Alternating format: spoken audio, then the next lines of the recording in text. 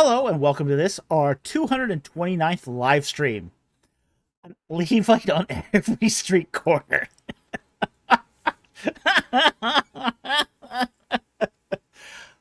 This is a reference to our Monday video where we talked about Levites, priests, prophets, and Nazarenes. And we discussed where Levites were basically your local religious authority, pastor as such.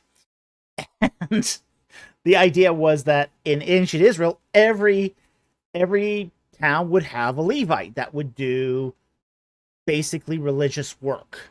Okay? So, it's not a bad thing if every street corner has a Levite. Okay? Now, we probably don't need that today, but it sort of goes without saying that that was the intent. Okay, I do want to point out one part of channel business before we get started here, which is, and if my desk pile here doesn't tumble down on me as I do this, which is actually happening. So, stop it. Stop it.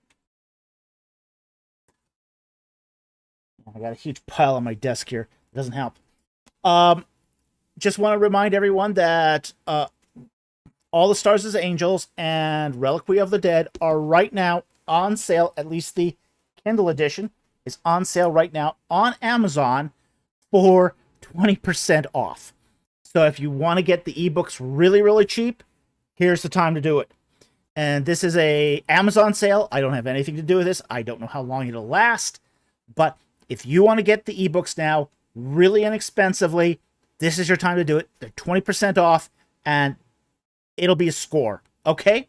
So, just want to bring that to all your attention, that if you want the ebooks, it's a great time to buy them, okay? Ryan Cohen kept like the walls of Jericho. Oh, you have no idea how piled things are on my desk. Yeah, my desk is just one pile after another. My wife keeps telling me I'm a pile person. That's not a compliment. Not a compliment. That's just a statement of fact. Okay? It doesn't help that we have really small desks, too. We have 4-foot desks, and 4-foot desks are police. Annie Manuel, more sloppy, please. Ooh. Sloppy Chads unite. Oh my gosh.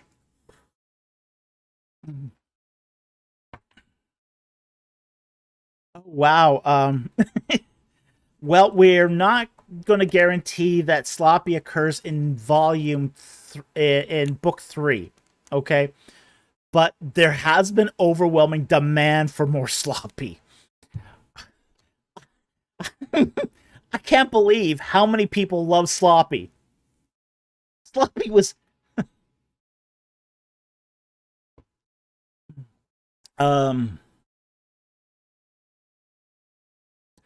yeah, Dark Blade. I know it's pronounced different in Hebrew, okay? Um but it's pronounced Nazarite in English. So I'm going to use the English when just so I don't confuse people, okay? So just want to let you know that I don't always pronounce things the same way as in the original languages. Just yeah, and then there's the whole problems of Canadian, British, US English and all that. So I know that's going to bother you, and I'm sorry that that's going to bother you, but okay. The people have demanded it. More sloppy. Yeah.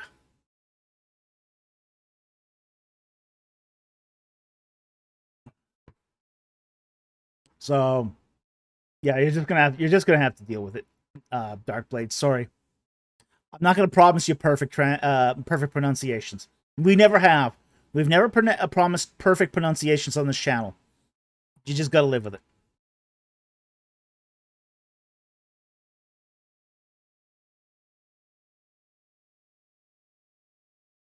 Okay, but Sloppy we can maybe do something about. Uh, it probably won't be in book 3 though. Book 3 is a very different book than books 1 or 2. So Sloppy probably is not going to make appearance in book 3. But the demand for Sloppy, oh my gosh. I cannot believe how many people just love Sloppy. Ryan, sounds like plot armor. I don't think Sloppy needs plot armor. Just saying.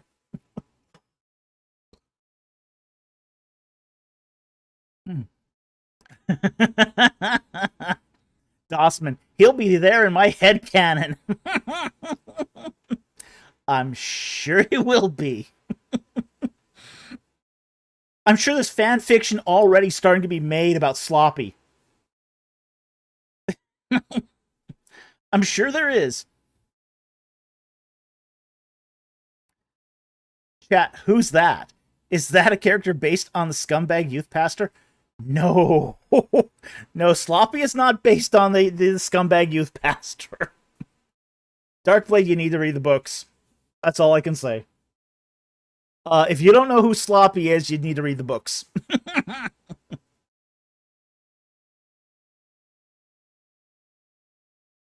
Haystack asks, which book is better for those who read both? I will leave that up to the chat to decide.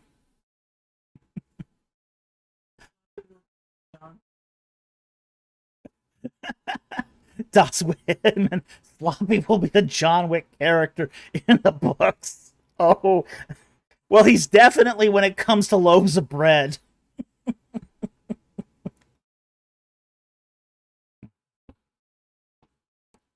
CT316, fan fiction about Sloppy is not something I expect to hear in a Dr. Falk live stream.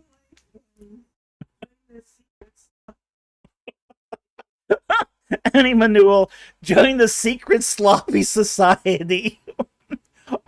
Okay.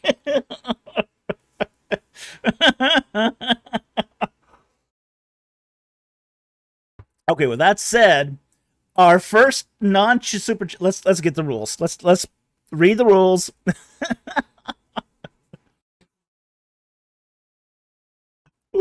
Ooh. Jack Ray, does he baguette them and tag them? Yo.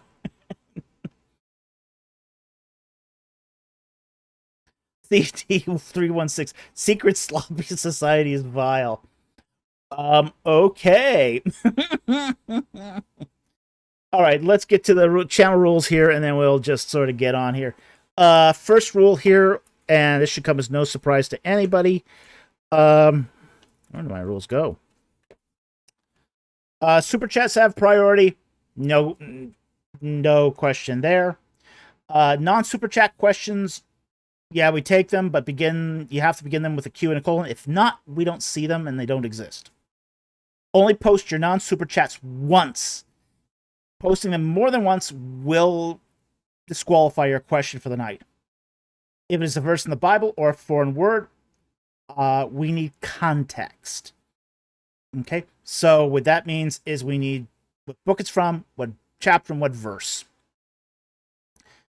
We do allow sponsored questions. In that case, you can super chat a non-super chat question, but we ask that you put the question in your super chat so we don't have to hunt for it. And then finally, one question for chat.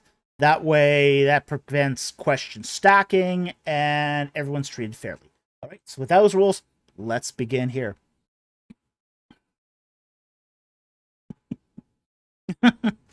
Dossman, laugh out loud. Sloppy took over the beginning of the stream. Sloppy before rules.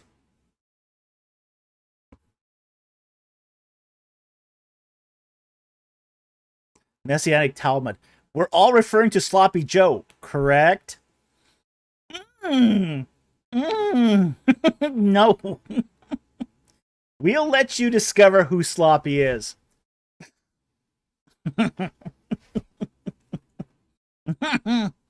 All right. Our first question. actually refers to the book, believe it or not. We had a question here from Hathaway, and he asks, what do you mean by donkey carts, unfinished? I think he means high rises, and everything you listed. Wasn't ancient Egypt rather more peaceful? I know it was corrupt, but most wasn't really like that. All right, and what he's talking about here is a quote from the back of Reliquary of the Dead. And that quote is actually taken from inside the book in the first chapter. And that quote reads, the whole city knows, and this is from page 6 of the books, from the book, Sarah rubbed the rim of her glass. Yeah, let me restart that. Page 6. The whole city knows, Sarah rubbed the rim of her glass. Cairo never changes. The pyramids, the donkey carts, the unfinished high-rises, the rancid stench of garbage, the systemic corruption, gossip runs wild in a town like this. Okay, now that's the quote he's talking about. Now, he's trying to make the question here, and it's a directed question. Wasn't ancient Egypt less like modern Egypt in that respect? And the short answer to that is actually no. You still had the pyramids. Pyramids are going to be there forever. You go there today, you still find donkey carts. You go there 2,000 years ago, you'd find donkey carts. Unfinished high-rises. The way that Egypt works in the modern era is they build high-rises until they run out of money, and then stop building. So you see a lot of unfinished high-rises in Cairo. The rancid stench of garbage. You can't go anywhere in Cairo without smelling the garbage. It's everywhere. And that's because basically people... The garbage and sanitation in Egypt is not consistent. I've seen store vendors, people who had storefronts, literally storefronts, take bags of garbage and throw them into the middle of the freeway. And I saw this, and the guy just turned to me and said, "Oh, the rain will take it away." What rain? What rain? It's like, I couldn't believe he even said that to me. It's like, I'm looking at him going, what did I just see? And he just goes, "Oh, the rain will take it away." What rain? Yeah, like rain's gonna take away bags and bags and bags of litter?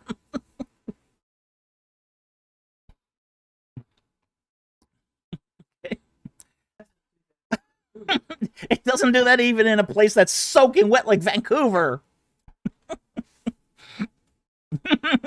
Dossman once again sounds like LA. It could be. Yeah, I'm sure LA's gotten to that stage, but... And as far as the systemic corruption is as old as Egypt itself. Egypt has had systemic corruption since the time of the pyramids. Before that, before even the pyramids, there was systemic corruption in Egypt. It's just one of those things it's human nature. It's part of Egyptian culture. Bribery has been part of Egypt since its beginning. It's still there. It's still there. And it's just part of the culture of the ancient Near East, particularly Egypt. What was his name now? Not Ted Wright.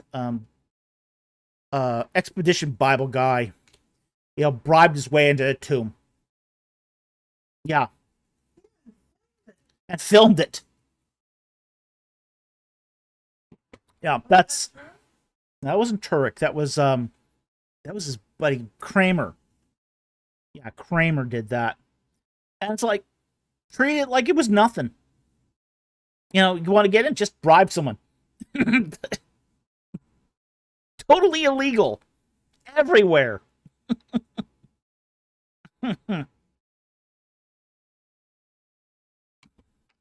so so systemic corruption is the fact is Cairo doesn't change. It's it hasn't changed for hundreds of years. It hasn't changed for thousands of years. And and in the next 500 years I'm not expecting it to change. This is why we wrote this as part of what Cairo is like in the 25th century. Cairo hasn't changed. Cairo is not that chain. It is doesn't change in that way. So and Cairo has a very interesting relationship with change, which is you'll see it adopts technology, some technology really fast, like cell phones. Cell phones. When I first went to Egypt in 2013, you could it was really really difficult to get a SIM card. You only could get them from the airports. The next time I went to Egypt in, like, I think it was 2019, you could get a cell phone on any block. There were cell phone vendors everywhere. Get cell phones, SIM cards, didn't matter. You could just walk down the street and get one. That's how quickly Egypt had changed its cell phone infrastructure in a matter of just 5 years. Has the garbage disposal situation changed? Not one iota. Not one bit. You can still walk down Central Luxor and walk into horse dung. It's still there. No one picks up after the donkeys. No one picks up after the horses. Still say it's still the same.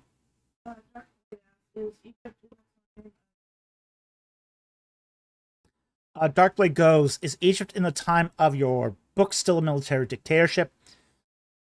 I don't address that directly, but I assume so.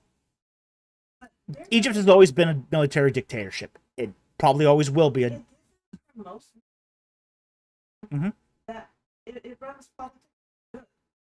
Well, it definitely runs better as a dictatorship. It always has.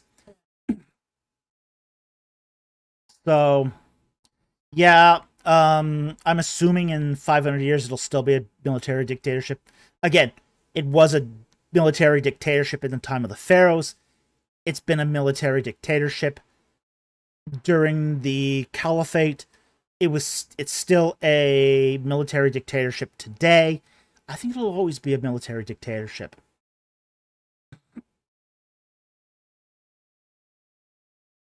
Ryan asks, will Cairo change much if Egypt actually finishes its new capital city?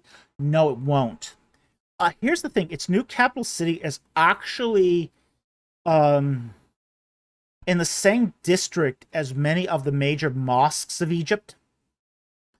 So in a sense, the new capital is in many respects a, how do I say this, a repristination of traditionalism.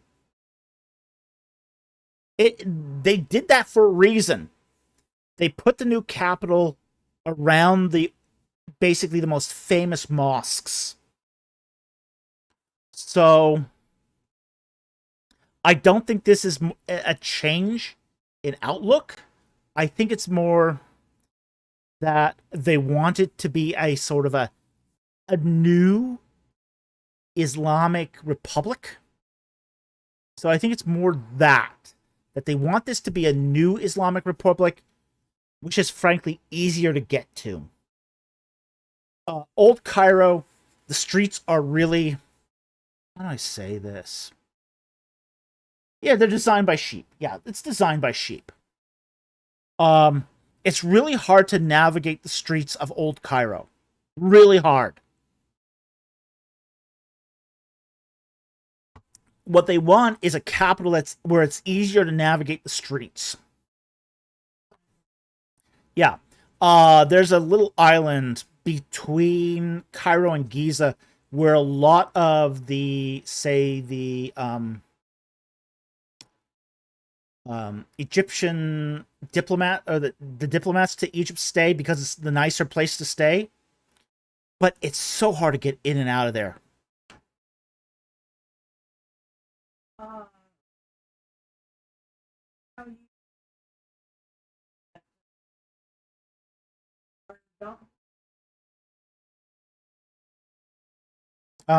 Where is it now? 826. Let me see. 825. Let me find it here.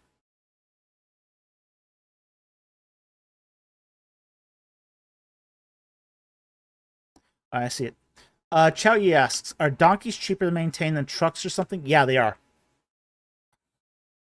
Now, that's not to say that they don't use trucks.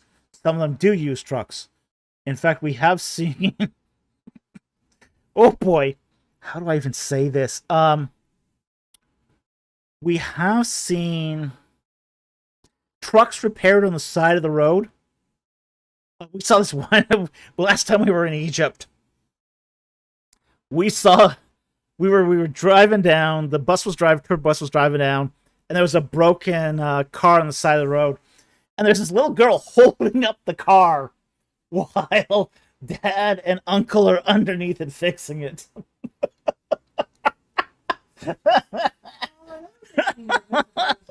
The girls down in Egypt are made of stern stuff. That's all I can say. They're the little girl holding up the car.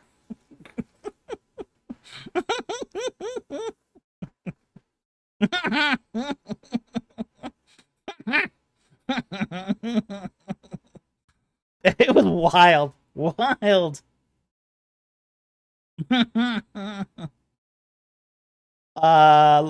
Linguist Ammo, trucks carrying donkeys? No, you never see trucks carrying donkeys. You will see trucks carrying cattle and camels. I have seen trucks carrying camels, and I've seen them carrying cows. Never donkeys. They don't transport donkeys by truck. It's not worth it.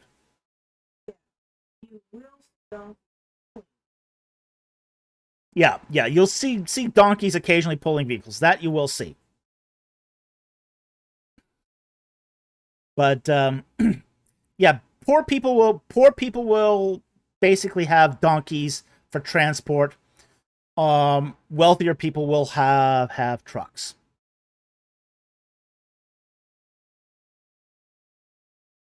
So yeah. So that's really how kind of things work in Egypt. It's still very much a domesticated animal sort of based society. If you can still basically, if you want to, if you ever visit Egypt, you can still get transport by horse cart if you want. Don't recommend it, but I know people who do. You know,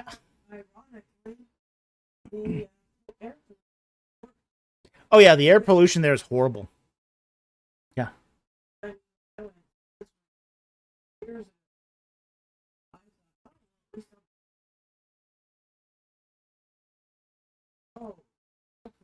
Count of Marcy, have tried driving a car in Cairo? Pretty bad, but not as bad as Turkey. It's bad. I wouldn't try. I've never driven a car in Cairo. I would never try to drive a car in Cairo. Not my thing. It's actually kind of difficult to get a rental in Cairo should you want it. It's just easier and cheaper to use cabs, buses, private drivers. There's a lot of ways it's much easier.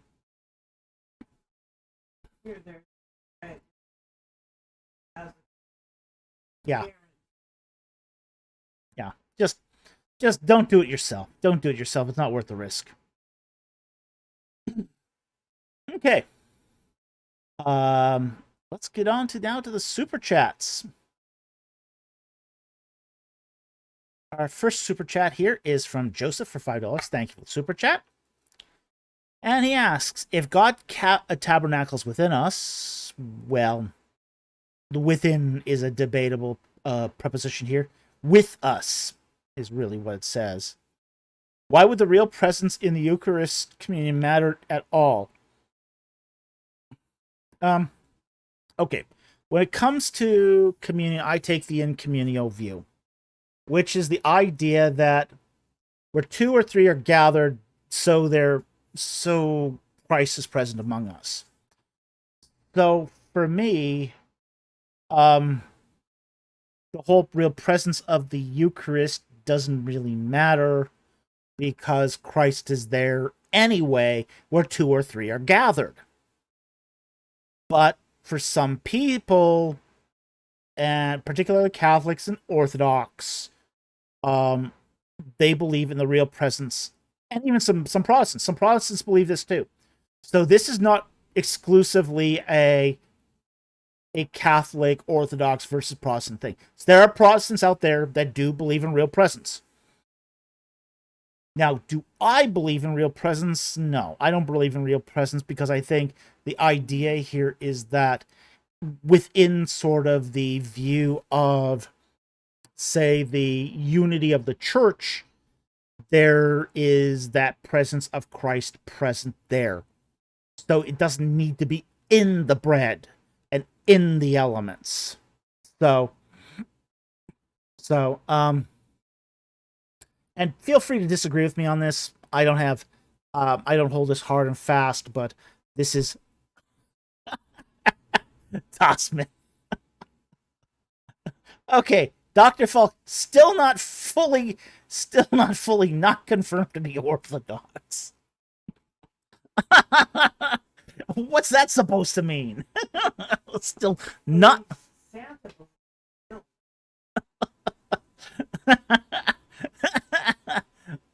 Ryan says Santa believes in real presence. Well, that's Santa.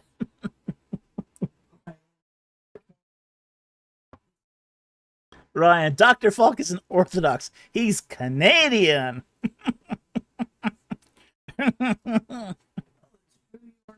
I am Canadian.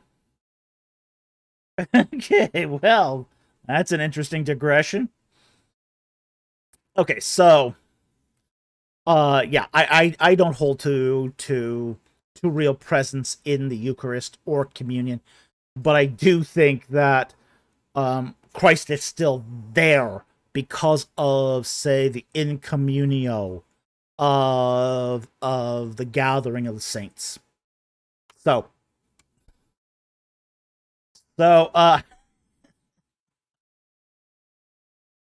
anyway, I hope that answers your question. I don't think it matters that much, really. The fact is that the imperative in communion is to do this in remembrance of him. That's Christ Jesus.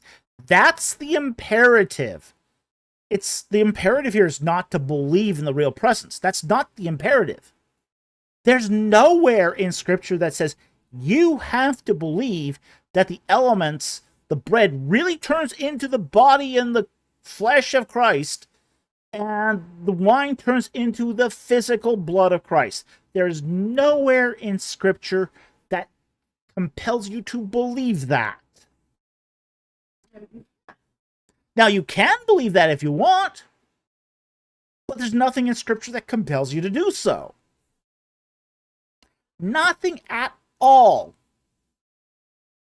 But what the Scripture does say is to do this act in remembrance of him. That's the imperative. Imperative is not to believe in the real presence. The imperative is to do it. And as long as you do it in remembrance of him, whatever your metaphysical view of the sacraments is, will be acceptable. Because the priority is to do the act, not to any specific metaphysical reality of the sacraments. Okay? Dossman, Dr. Falk, secret Orthodox priest. Shocking. Not clickbait. Well, that would be a surprise to people. That would be for sure.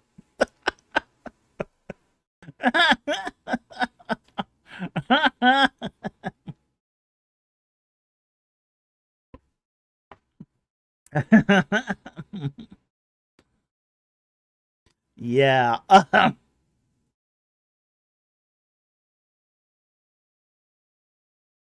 Yeah, well. Oh, boy.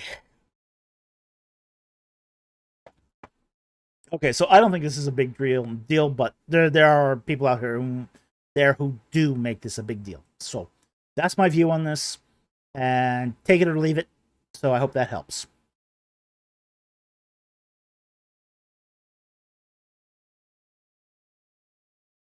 Xiao Yi, does that mean that orthopraxy supersedes orthodoxy with communion? Absolutely. Yeah, absolutely. Orthopraxy supersedes orthodoxy with the communion. I don't think there's really any question of that. It's one of the few things where Christ says, do this.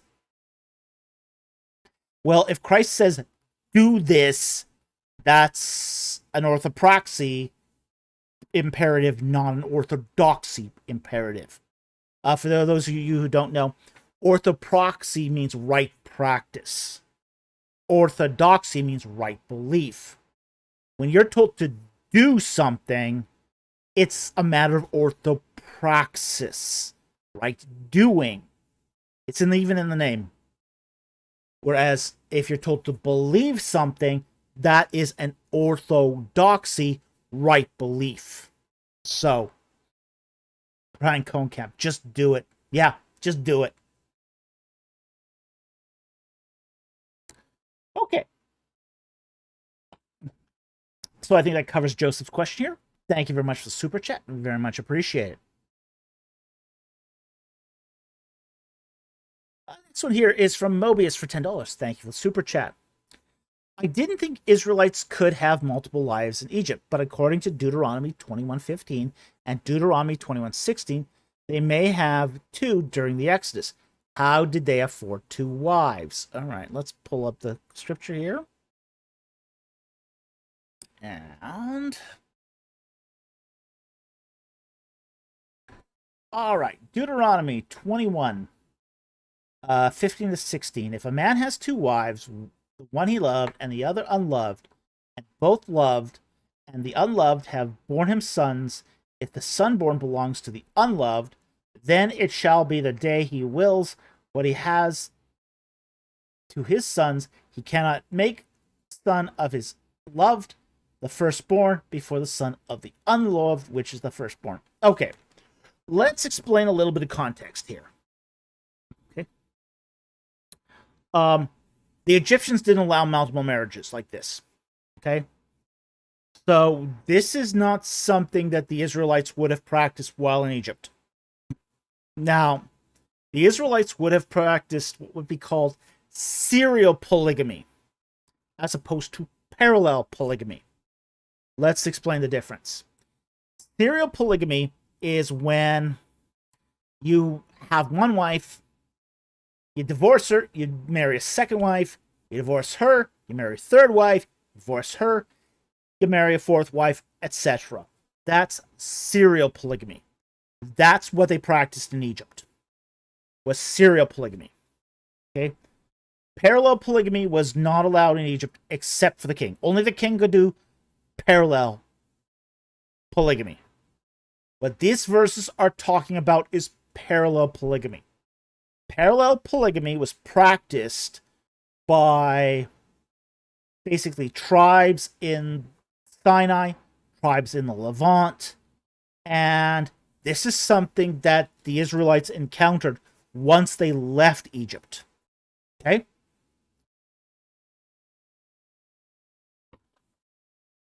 So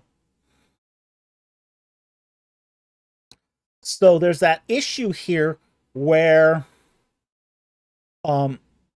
people would go, once they left Egypt, they were now exposed to people groups that practiced parallel polygamy. So this is not going to be talking about Israelites coming out of Egypt with multiple wives, because that wasn't a thing. That wasn't a thing. It's now that they're exposed to Shasu and Midianites, where Shasu and Midianites start having, basically have these polygamous relationships, and a lot of Israelites are going, yeah, I like that. I like that a lot.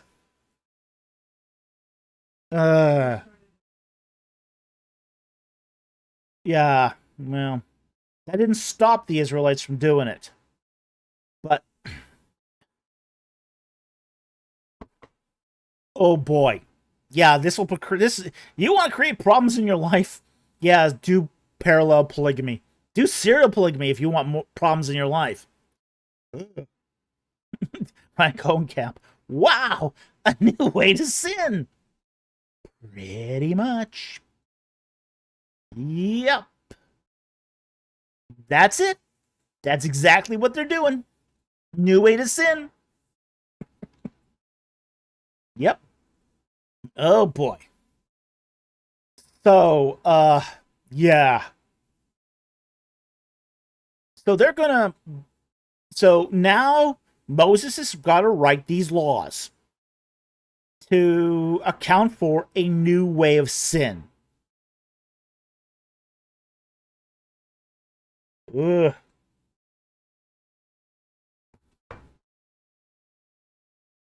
So that's what's going on here.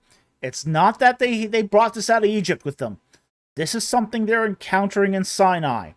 This is what they're encountering in their relationship with the Midianites.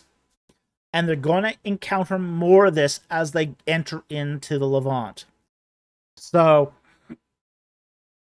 this is not something they had to deal with in Egypt. Now, how did they afford 2 wives? Some people were richer than others, even as they're wandering in the Sinai. Some people's flocks did better than others. Some people started with more flocks than others, yeah. So, yeah, so it's just, that's how they afforded it. BC, goats, lots of goats, pretty much. Yeah, pretty much. The guy who had the most goats could have the most wives. And Darkblade, so sheep are money in the Sinai? Oh, you bet they are. Absolutely, sheep are gold. If you had a lot of sheep, you had a lot of meat, you had a lot of parchment, you had a lot of wool. Wool that you could trade for other things. Because people always needed wool. Yeah. So, you had wool, you could make tents. You could make tents, you could house a lot of people. Andrew Graham. He who has the most goats and sheep wins. Laugh out loud. Yeah, but that's the way sort of pastoral economies work. That's how Abraham won. You know, it's not because he was necessarily the most how do you say this? The baddest guy in Canaan. He had the most flocks. He had the most servants. He owned the most stuff. This is why Abraham could have multiple wives. Because he had stuff. And a lot of it. So,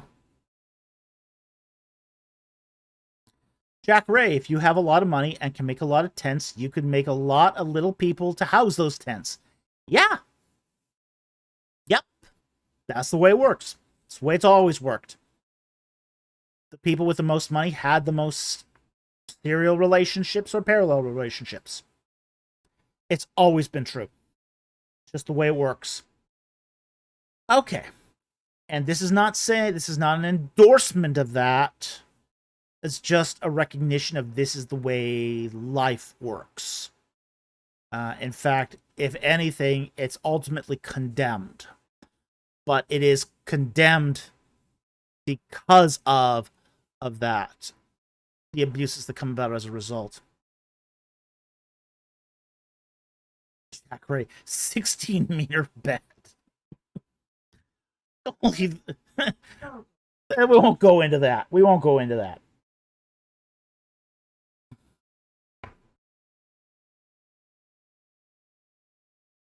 No, I'm not endorsing it. Gee. All right, next super chat.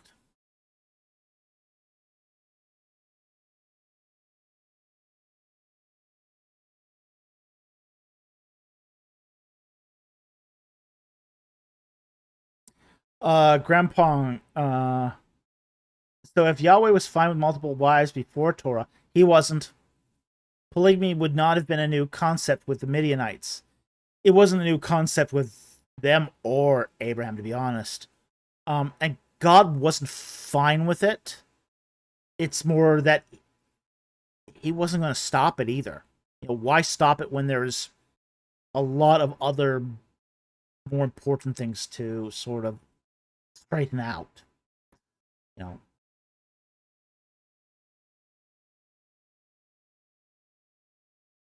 Basically, a descriptive thing is not a prescriptive thing. Okay, let's get to the next super chat here, and I'll go right to the top there. All right, next super chat here is from Striding Hermit for $5. Thank you for the super chat. Good day and blessings, Falk family. I pray only good have been happening. It's been a decent week. Been a busy week. We've had some vet visits. We've had done some really good work on book 3, and we've got the book plates ordered for signing books, so that's really good. So we actually got a lot of stuff done. Oh, plus I did a lot of writing this week for my chapter, for my publisher, and for a talk I'm giving Radio Christi on Tuesday. So, yeah, we had a lot. I got a lot done this week. He asks, how can I better understand the Christian calendar versus the Hebrew calendar? Well, they're different. Okay. I'm not basically, the Hebrew calendar is a lunar observational calendar that is intercalated with a leap month. If you want to understand the Hebrew calendar, best thing I'd say is get a Hebrew calendar. Buy one. Because you're not going to be going outside checking the moon yourself. Now, Hebrew scribes do calculate. The moon is one of those things you can actually calculate when the next month is going to roll around. So these days, most of the Hebrew calendars are calculated by mathematics, not so much by observation. So if you want a Hebrew calendar, you pretty much got to buy one. Because most of you are not going to do the whole process of going outside and looking at the moon phases. Okay? The Christian calendar, on the other hand, is going to either be one of two things. It's going to be either a Julian calendar or a Gregorian calendar based upon what church tradition you follow. So depending on which one you choose, like for example, there are still some Eastern Orthodox denominations that use the Julian calendar, even though they usually tend to convert their Julian calendar into Gregorian calendar days. It's complicated. So, as far as the Gregorian calendar, that's the calendar we're all using right now, whether you like it or not. Because it's the one that is best intercalated with, say, the revolution of Earth's orbit. So, So that's what I would say is, unless you're really, really into this, I would suggest just buying yourself a Hebrew calendar. Or if you want to understand, say, the Julian calendar, find a Orthodox, Eastern Orthodox communion in your area that still uses a Julian calendar and buy one of their calendars. That's what I would recommend. So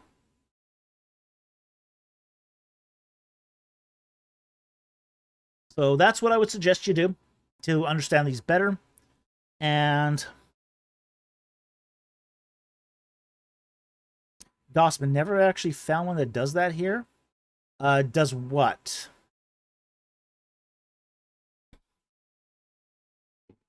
You'll have to explain that. Well, for Christmas, only a few days actually change between the Julian and the Gregorian calendar anyway. I mean, I got a few old calendars kicking around here that still use the Julian conversion. They're mostly for, though, say, static festivals. And those basically include, was it Annunciation and Christmas? So, Annunciation, Christmas, and New Year. But that's, but the floating calendars are not changed. They're the same for Gregorian and for Julian calendars, so.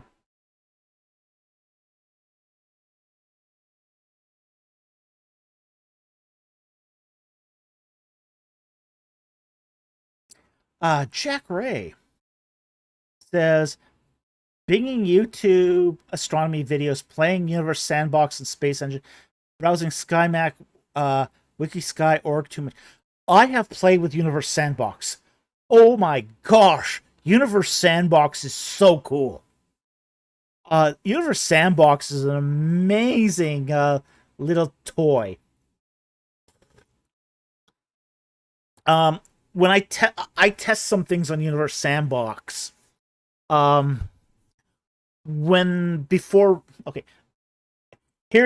a little thing. Before I did these books, all right, pitch the books again. I tested some of that stuff on Universe Sandbox to make sure it didn't sort of fall apart into a stellar calamity. Because one of the things I learned using Universe Sandbox is just the slightest change of things can end up with absolute calamity. Like, for example, you add an extra moon and eventually they collide and go boom. Universe Sandbox is crazy. It's absolutely crazy how very, very little things have to change before you have complete and utter destruction. Like, for example, this is not going to be too much of a secret, but we're going to be introducing a little Ice Age to Earth in the series eventually. Okay, this is a small spoiler. Okay, but I wanted to figure out how much the sun would have to cool before you get an ice age on planet Earth. It wasn't very much. It was like a quarter of 1%. A quarter of 1% of the sun's thermal heat was enough to produce an ice age on planet Earth. That's wild.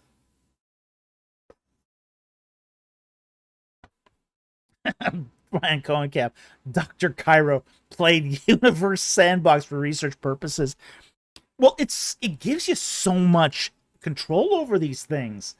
I mean, it's really interesting. Like for example, when I did the Gliese 832C, I tested what kind of moons could be supported. Could a planet, a mega Earth, support two moons? And the answer is yes, but you got to balance it just right.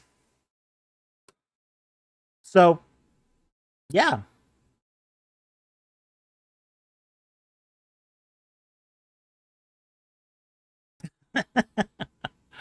Mr. Ice Rat. I do wish Sandbox lets you paint planets. I had to play around in Blender to make my own paintable planets using height maps. Well, okay. Darkblade, the sun doesn't inherently need to cool at all. No, it doesn't. But if you want a ice age that, say, humanity can't control, then yes, a lot of ice ages in the past were based upon ocean currents and the moving of the continents. But those you're talking here about large geologic timescales. You're talking geologic timescales of hundreds of millions of years. But what if you want to present a ice age where this all happens in the frame of, say, 500 years? A little bit like, say, the Elizabethan cold period. Okay? Well, in the case of the Elizabethan cold period, basically the medieval cold period, what you need there is, say, a lull in sunspot activity. So the sun is putting out less thermal energy. So you don't need the sun itself to inherently cool to get an ice age. But if you want to do it within, say, a couple hundred years, yes, you do.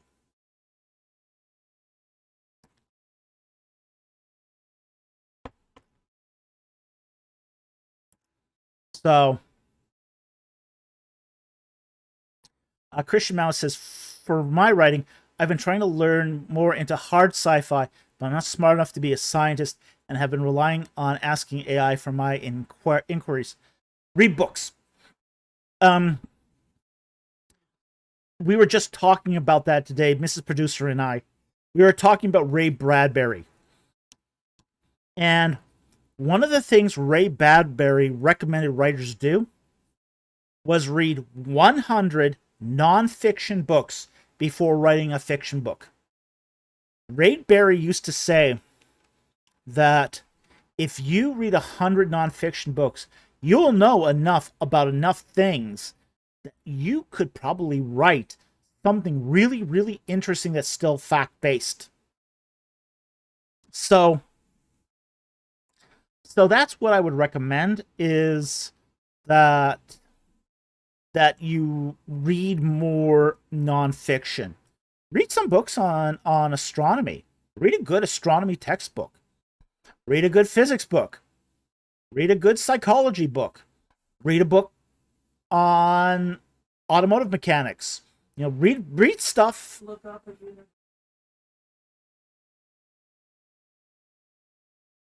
Mm-hmm.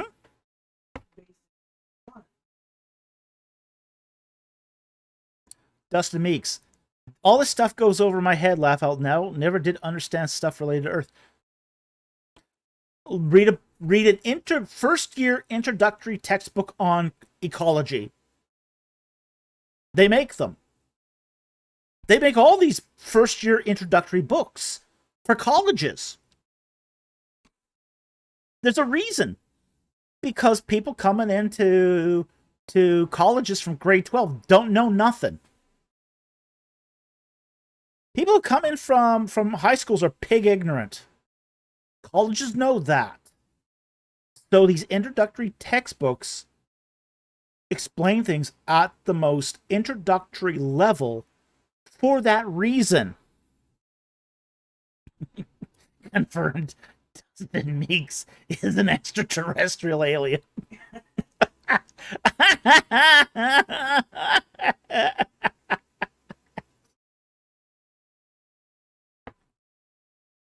Well, that explains it.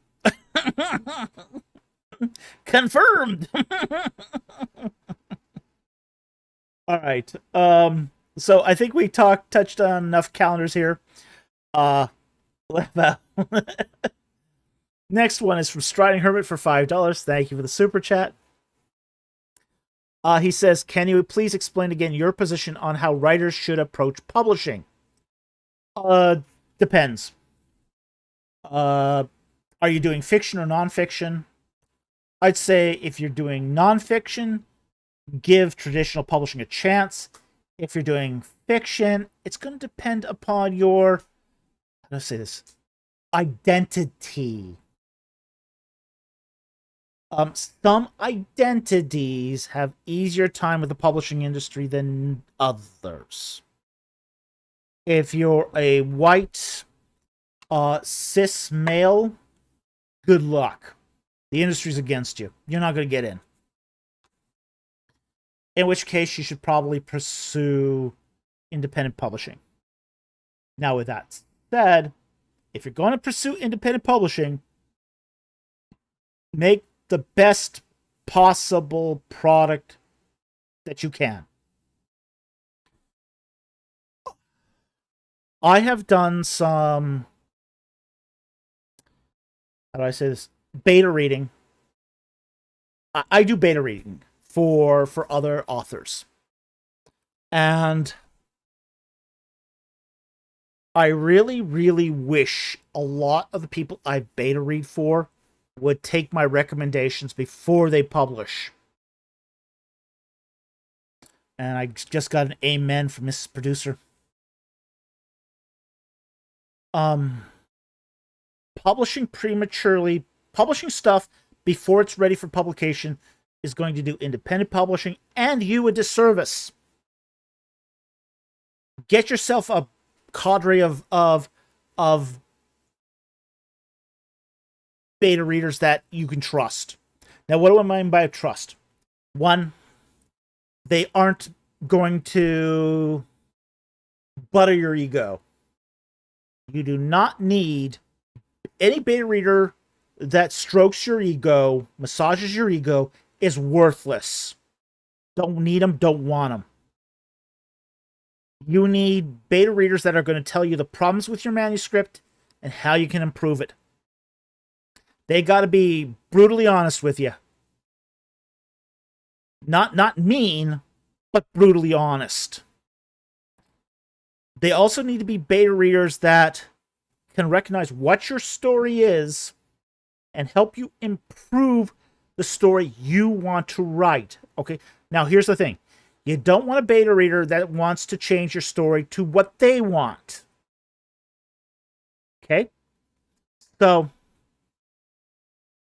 a beta reader that thinks your story should have cowboys and laser pistols when you're writing something very cerebral may not be a good fit for you as a beta reader. Okay? So, take your time to get the book right. Someone says, "Oh, yeah, okay, you beta read for me, I'll get it out next month." No!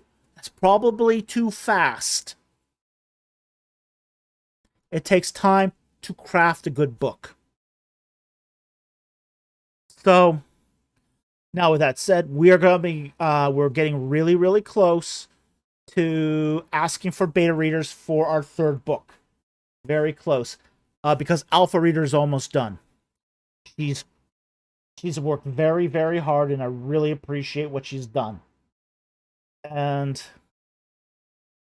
so, but I trust Alpha Reader to tell me the truth.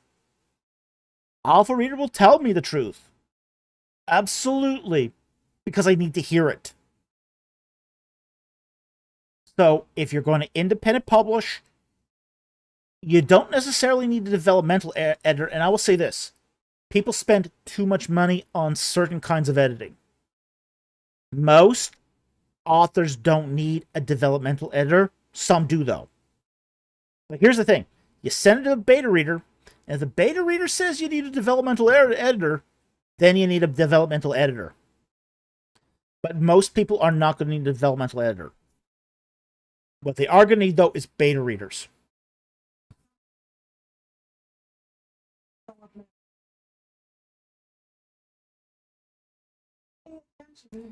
Yeah. And if someone does a developmental edit on your manuscript, pay attention. Don't blow it off. Okay, Ryan asks a great question here. What is a developmental editor? There's various kinds of edits involved with the book. Okay. Developmental editing basically looks at your plot, the structure, the sequence of your events. Basically looks at the overarching work and basically saying, yeah, things are not quite right here for some reason. Like, I'll give you an example of a developmental edit. Somebody writes a hero's journey for 7 chapters. And the remaining 12 chapters is something else. Okay? And a developmental editor might read that and go, oh, your story really begins at chapter 8. Chop the first 7 chapters and throw them away. That's a developmental edit. A developmental edit basically restructures your book into something else. Okay? Into something supposedly better. So that's a developmental edit. In many ways, a developmental edit is the most extreme form of editing, and it should come usually relatively early in the editing process. But most authors generally don't need that if they've got a good control of their story and plot. It's when they don't have a good control over story and plot that they sometimes need a developmental edit. But if a beta reader recommends a developmental edit, that's the time to get a developmental editor. So, but there's other kinds of editors too. There's copy editors. There's marketing editors. So there's more than one kind of editor involved. But oftentimes, all you really do need is a beta reader if you're an independent. If you've done the work. So, anyway, I hope explains that. Thank you for that question.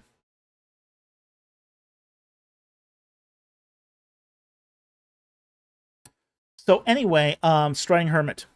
Essentially, how writers should approach publishing will depend upon how much access they have to the publishing industry. If you've got access to the industry, then by all means go trad publishing if you can. But I will say this too. One other thing I will say before we move on is if you've already done independent publishing, it might not be worth your while to do traditional publishing because there's very little that traditional publishing can do for you that you can't do for yourself these days. So, I know you have contact with me on my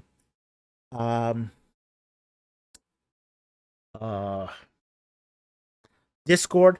So if you have further questions, you can ask me there. So, but that's basically what I would say is that it's going to depend if you've got access. If you don't have access, then independent publishing is a good way to go. Don't use hybrid publishers. Say that. Most hybrid publishers are scams. Don't use them. But independent publishing these days has vastly improved. It isn't 2006 anymore. So keep that in mind.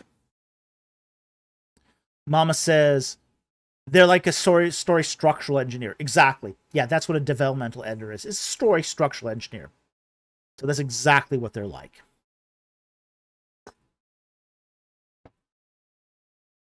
All right, next question here from Striding Hermit for $5. What's the best explanation, in your opinion, on heavenly gifts, and how should they be used and not abused? Okay. Heavenly gifts, or spiritual gifts, they're usually called spiritual gifts, are essentially extra abilities that you are given when you come to Christ Jesus. Okay. And these are usually things such as the ability to teach, prophecy, discernment, what others? Hospitality is sometimes regarded in this regard. It's a variety of these: tongues, interpretation. These are essentially gifts that you're given when you come to Christ and have the infilling of the Holy Spirit. That are and they're supposed to be used for the advancement of the church. That's what they're supposed to be used for. There are ways they can be abused. Okay. The way you can abuse them is, like, for example, if you charge money for them. Like, you have the gift of prophecy. Oh, I'm going to charge you money for that. You want a prophecy for me? Yeah, give me some cash. That's an abuse.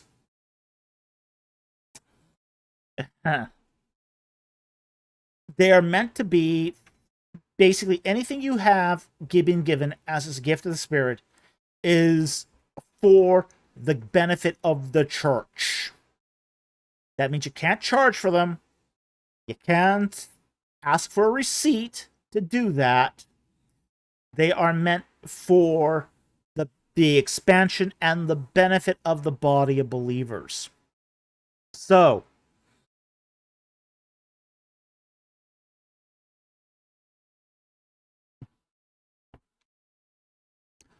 that's where basically how you if you identify it as a spiritual gift, then basically use it freely for the benefit of the church and use it consistently.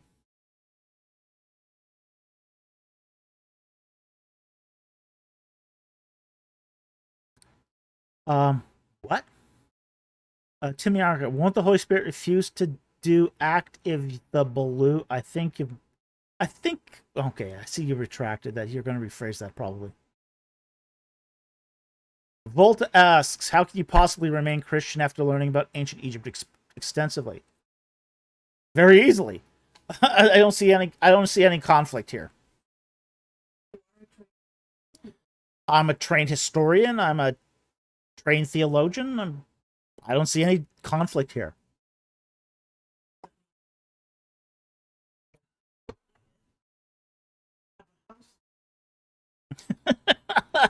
It's like, well, I don't have a house full of Egyptian gods.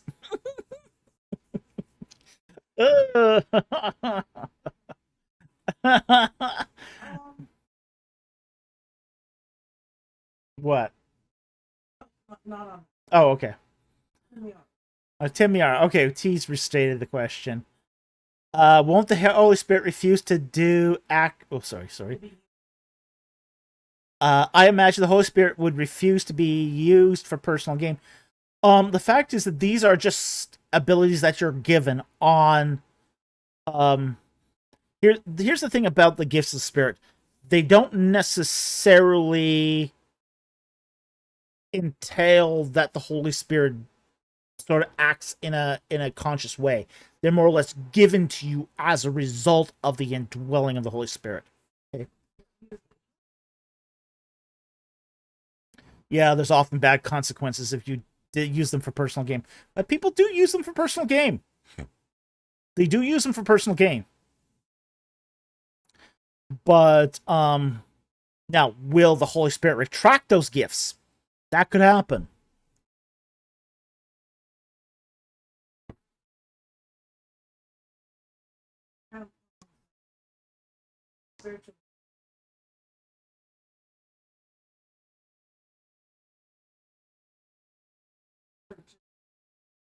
Yeah, Grandpong says, I was taught that spiritual gifts should be used for the greater glory of God, which may or may not be what the church has in mind. The church has often not glorified God. Well, it is for God's glory, and it is for the expansion and the edification of the church. That's the purpose of the gifts.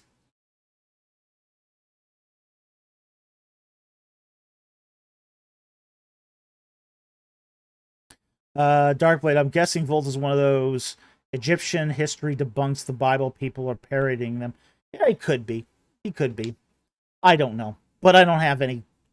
I mean, I mean, I get a lot of people who come across my desk going, yeah, you believe so much on Egypt. Why don't you believe in reincarnation? What? What? Why aren't you part of the conscious community? What?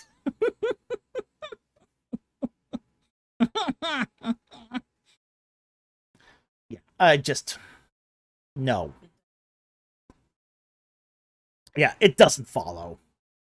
So, boy, mama. I retained my Christian faith after reading the Harry Potter series. Oh no!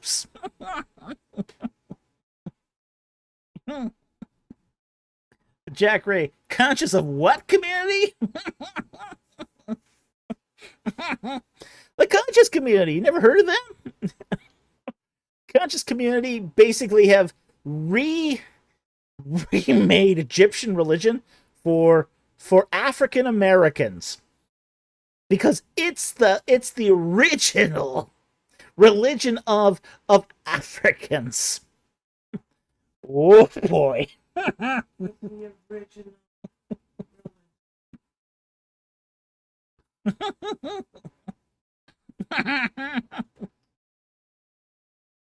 Yeah, jeez.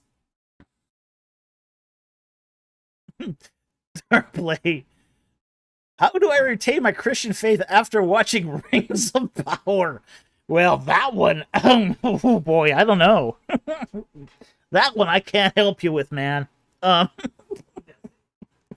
know he says it's a joke. Yeah, the Rings of Power are bad. I can't imagine how anyone kept their faith after seeing how bad those were.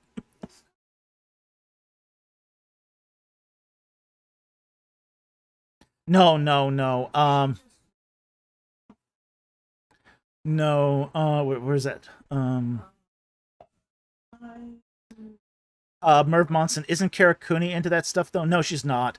Kara Cooney is an atheist. She's an atheist. Um, she doesn't. She has been on some conscious community channels and kind of thrown them under the bus sometimes. Oh, she's so tone deaf. So tone deaf. Because they'll ask her a question and she tries to read the room and she doesn't do it right and then gives them the exact opposite of what they wanted. And they go, thank you for joining us.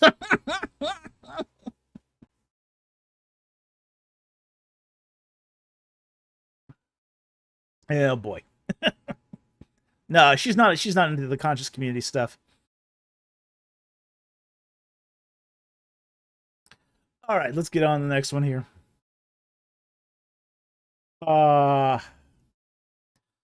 Andrew Guler for $20. Thank you for the super chat.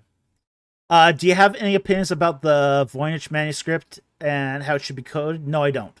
I have no opinions on it. I think it's probably at my best guess, it's probably how do I say this? It's not a forgery. It's just a fake artifact. I think it was just. I think that someone was having a lark, and kind of made it up. So, not a forgery because a forgery implies there's a legitimate. I think it's more that a prank. It's a prank is probably a better way of putting it. I don't think it's a real there's anything real to it.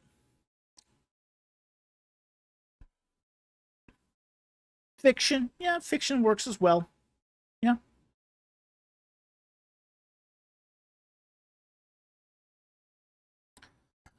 So I don't think there's anything to it. I don't think it transcripts to anything. I don't think a lark. I think it's a lark. I think it was a manuscript made by a bored monk to get sort of people wound up.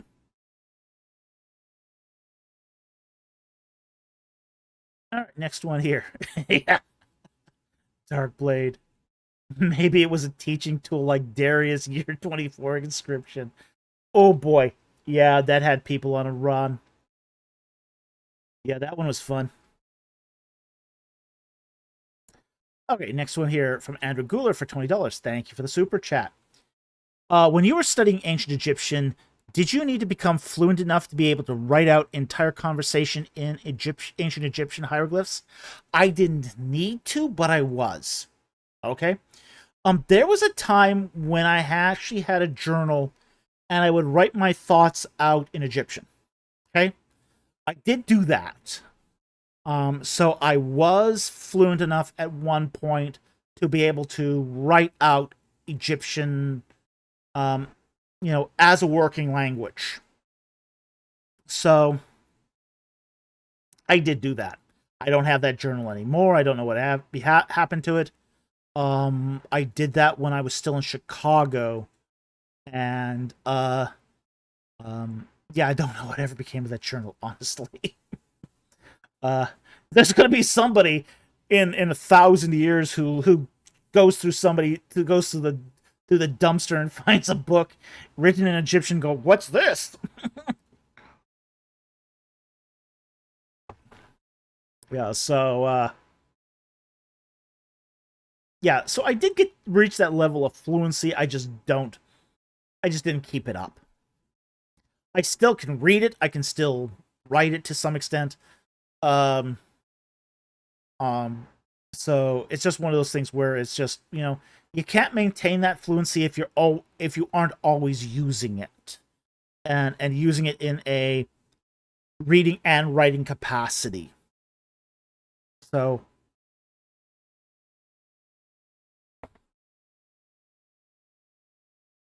big destiny. Dear Captain's Log, I bought a deep dish pizza today.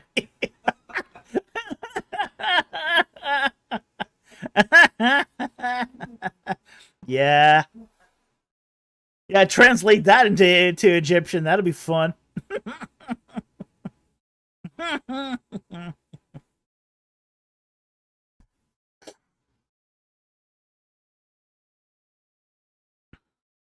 I mean, yeah, if you can learn languages to that extent, it's fantastic to do, and I highly recommend it. But it's not always the easiest or most practical thing to do. So, okay.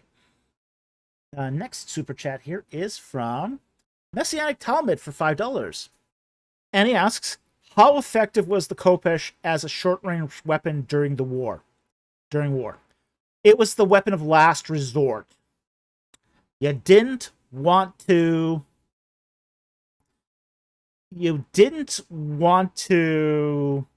rely on. Ooh, that's an interesting question. We'll get back to that in a moment.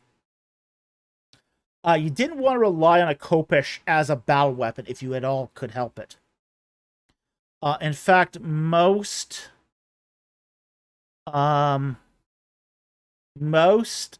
weapons were basically long-range weapons at all possible, or at least ones that kept the enemy furthest away. So it was always better to be either an archer or a spearman. And your Khopesh was not a weapon of first resort. It was the weapon of last resort. It's the weapon you used when you lost your bow or lost your spear. Once you lost your spear, you're kind of hosed. So you brought out your Khopesh when it's you and the guy. Yeah. Because here's the thing: a Khopesh the blade is only 13 inches. Most people think Khopeshes are these big weapons. My pile of stuff here starts collapsing on me. This is a 12-inch ruler. A Khopesh is 1 inch longer than this. Okay? 1 inch longer.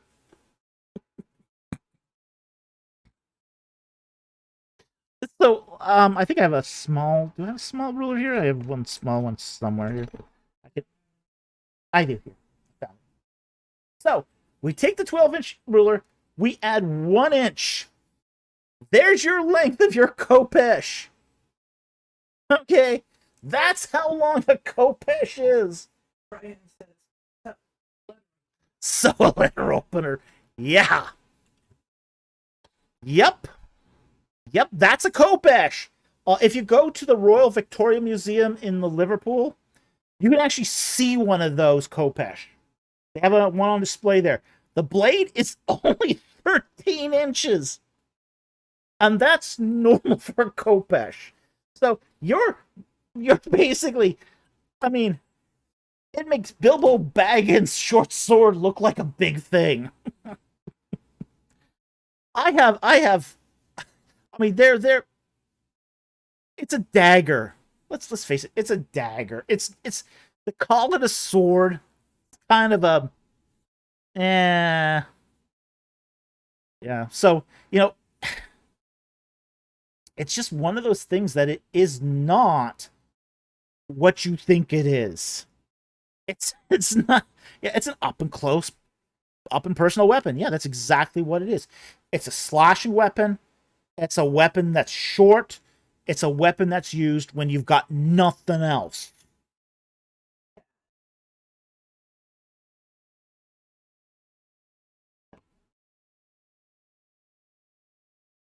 It was made for what?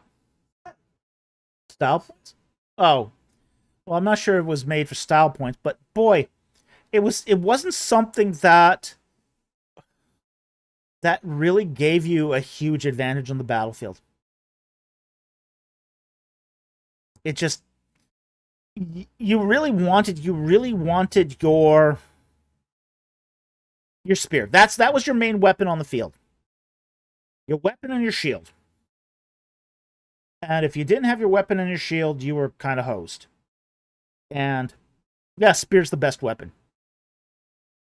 It's always been that way.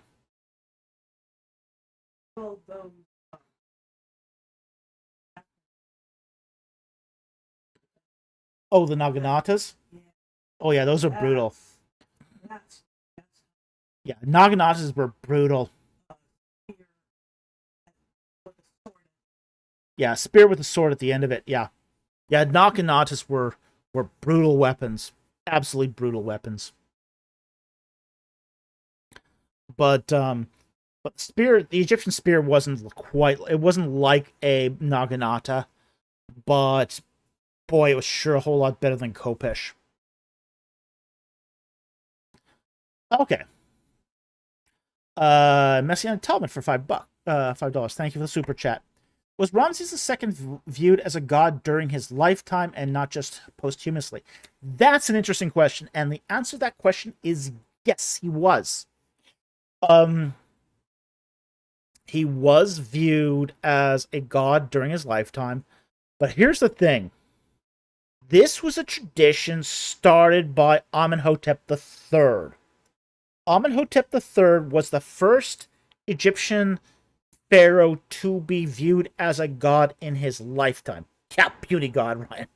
Yeah, very puny god. In many ways, the pharaohs becoming viewed as gods led to their downfall being viewed as gods. So here's how it worked. During the reign of Amenhotep III, Amenhotep III started to act like he was a god. So he started being paraded in furniture that only gods would be paraded in. So there would be he would be surrounded by goddesses. He had the Uraeus friezes, so Amenhotep III is the first king of ancient Egypt that made himself a god in his lifetime. And after him, that continued on through the 19th dynasty, through the reign of Ramses II, and it continued until basically Ramses XI. And at the end of the fact was that Ramses XI, his reign was kind of a disaster. His reign ended in a Wekamesu. Now, a Wekamesu is, it's called a renaissance, but it's not really a renaissance. What it is what happens when a king in ancient Egypt lost his marbles. Okay? King goes insane. What do? The king still has to, like a king in Egypt has to be able to perform the rituals of the gods once a year down the Nile. What if a king can't do that anymore? What if because the king is the high priest of every cult in Egypt. He has to be able to perform these rituals. What if the king goes insane, loses it, goes nuts? It happened once with Mentuhotep IV, and it happened at the reign of Ramses XI. What happens generally is a regent or a vizier or a high priest declares a Wekamesu. And they take the place of the king to do this. Well, what happened in the case at the end of Dynasty 20 was you had a high priest and the heir apparent. The heir apparent was Semendis. They declared a Wekamesu, but the Wekamesu basically brought an end to the idea of the king of Egypt being a god. And what happened was at the death of Ramses XI, Semendis became pharaoh, but he was only de facto pharaoh of Lower Egypt, and the high priest of Amun-Re became the de facto ruler of Upper Egypt. And neither one could claim to be a god anymore.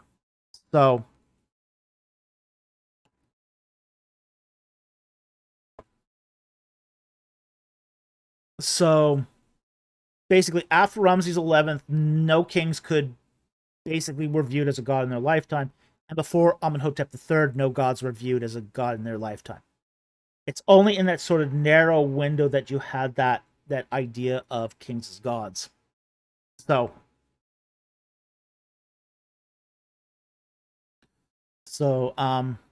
but that was the reason why he was viewed as a god in his lifetime, was because it was a tradition carried on by Amenhotep III. So I hope that helps. Thank you for the super chat. Very much appreciated.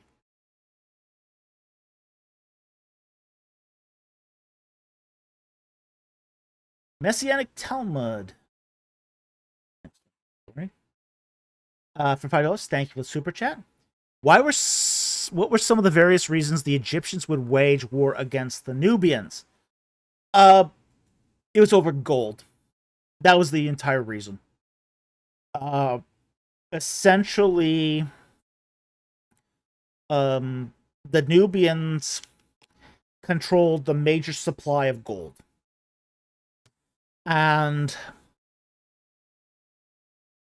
the Nubians controlled the area south of the first and second cataracts. So basically, the Egyptians wanted the Nubians as a vassal state so they could get lots and lots of gold, because the Egyptians needed gold for their funerary rituals in the afterlife. That's the reason. And Egypt itself doesn't have huge reservoirs of gold.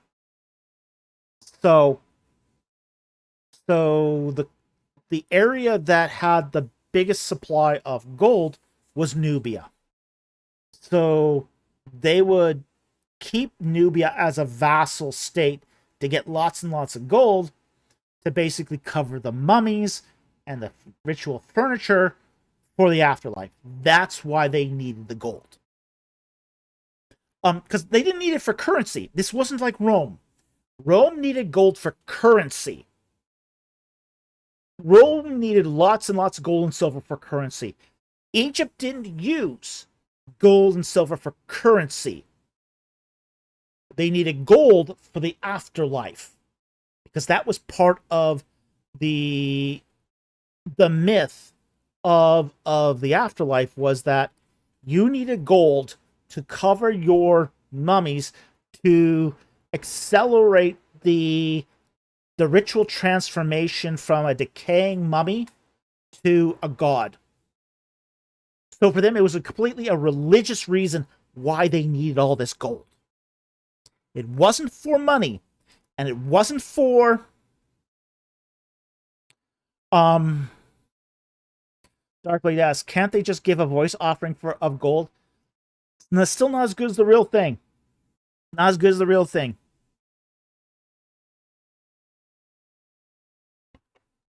They would give a voice offering to the gods, but when it comes to your personal cadaver, they needed the actual metal. So Mr. Destiny, you see, Mr. Powers, I love gold. Yeah, so they needed it for that purpose. They needed it for the afterlife. It's why also they didn't give gold out frivolously to other nations. You know, when the Assyrians wanted gold from the Egyptians to pay their soldiers, Egypt gave them, like, gold-plated copper. Or gold-covered copper. I guess cladding, technically. Monoatomic gold, laugh out loud. Yeah. Yeah, exactly. But that's why Egyptians needed gold. It wasn't for money. It wasn't for the afterlife. It wasn't for opulence. It was to accelerate their transformation from being susceptible under decay and attack after the afterlife to becoming godlike in the afterlife. So it was a religious reason. It was a mortuary reason. That's why they needed the gold. This is also why when we go into tombs, that's where we find most of the gold. We don't find it in jewelry, believe it or not. Most of the gold in Egypt was never used for jewelry, which is crazy when you think about it. Because in most other cultures, most of the gold that you find is in jewelry, it's in necklaces, it's in earrings and all that, and rings and all, but you don't find that in Egypt. Most of it's made part of funerary furniture and buried. It's crazy when you think about it.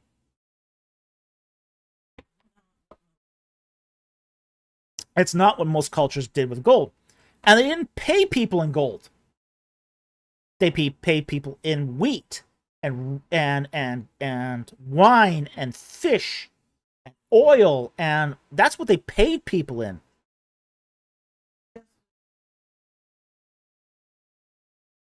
A Big Destiny says, did they make any gold weapons?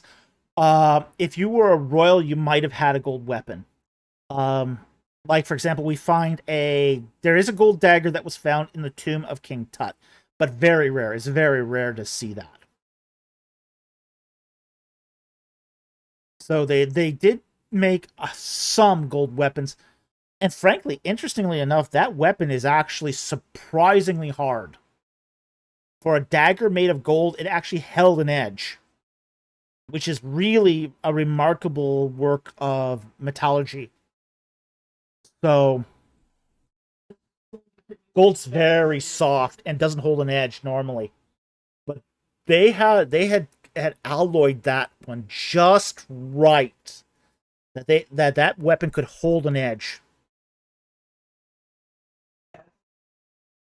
Yeah, it's not 14. It's not 24 karat. Did they alloy it then? Oh yeah, they alloyed it. I think they alloyed it to 18 karat, or roughly around there.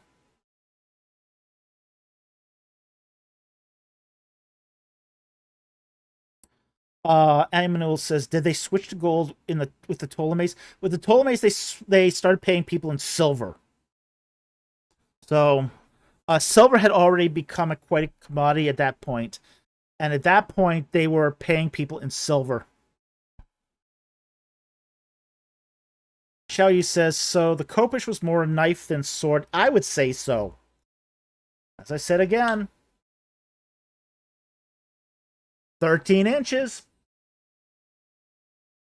This is the size of your Kopish. I wouldn't trust this with my life.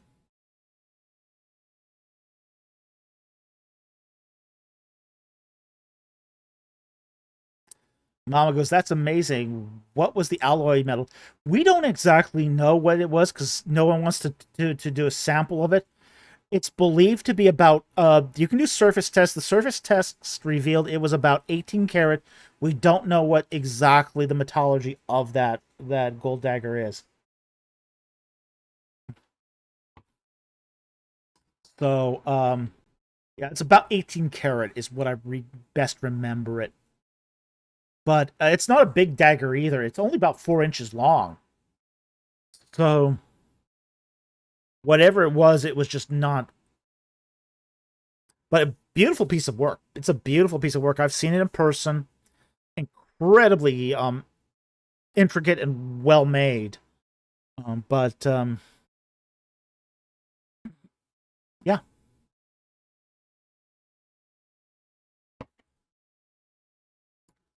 So anyway, Messianic Talmud, that's why they went to war against the Nubians, for gold.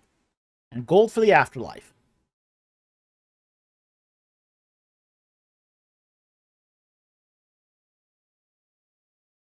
Dossman, we have a spectrometer for testing gold at my work. It can tell you the makeup of it without doing anything. I'm sure it can. And I don't know if anyone's ever done that with that blade, so...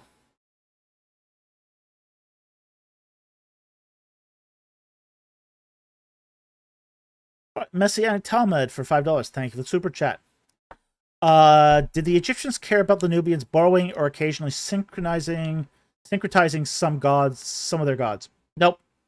Didn't care at all. In fact, when others syncretized Egyptian gods, Egyptians just thought that was part of the supremacy of their religion. Yeah. It's getting the message out there. Amun-Re is Lord of all. So no, Egyptians didn't. Egyptians were not possessive about their gods. Okay. They made it free for all. Okay, you want to worship an Egyptian god? They said have at it. Yeah, they weren't Gnostics. They didn't believe in secret knowledge as such. Oh, they did believe in secret knowledge, but if you want to co-opt their gods and use their gods, they didn't care. It was not something they really cared about. So hope that helped.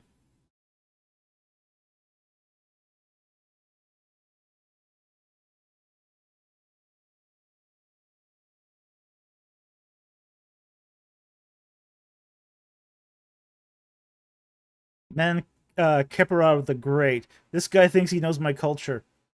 I don't think you know your culture.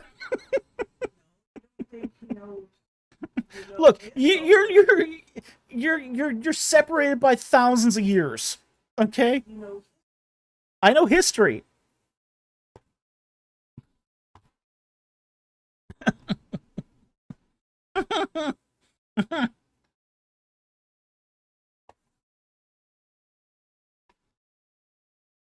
Oh boy. We do get some people on here.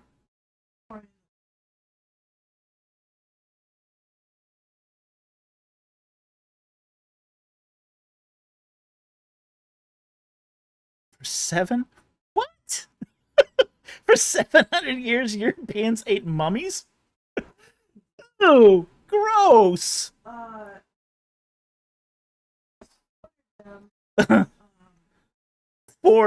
Yeah, they did snort them as snuff for really only about 50, maybe 100 years. That's it. Ew. Nobody did that.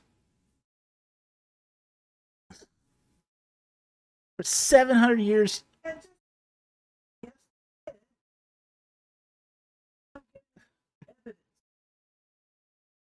Mummy on Rye is fantastic. I mean, 700 years ago, the Europeans were really... Come on. Mm-hmm. Yeah, that's the 1300s. Yeah.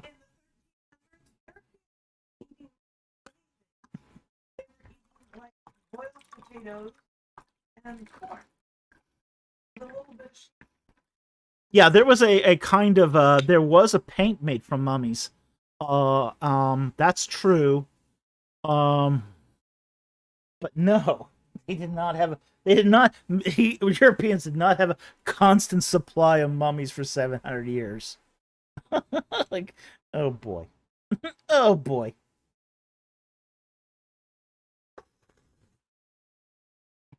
Ugh. Crazy, man. Crazy. We get some crazy ones here. Okay, next super chat. Did they get mummy tummy? Yeah.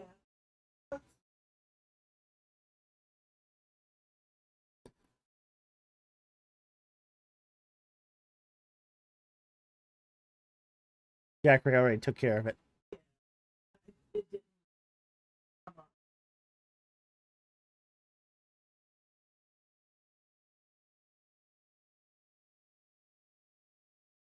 Yeah, he was right to do so. All right, let's see what we got here next.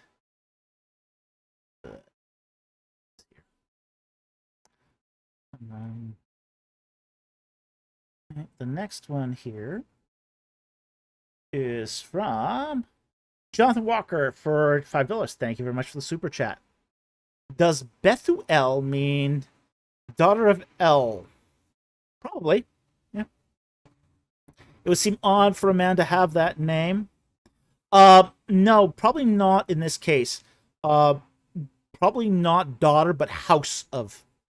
But let's take a look at that name. Well, El is God, but bait. It's not. It's there's a difference here between bait and bot. So let's take a look at Genesis 24:15 and let's see what exactly the form is. So Genesis 24:15.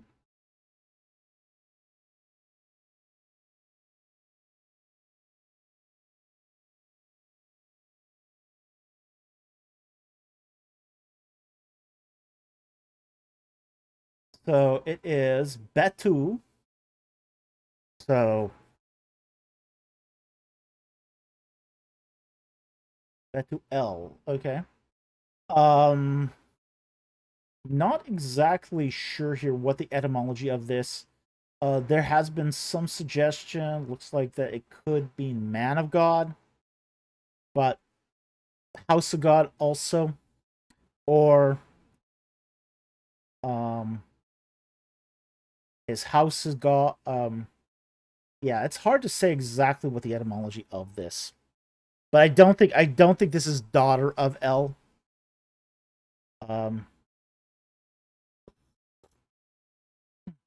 It's kind of hard to say though. So one of the things I would probably have to do at this point, this is one of those sort of edge cases where I would probably have to look at the Amoritic and see if there's something in the Amoritic that shows something that might be in there.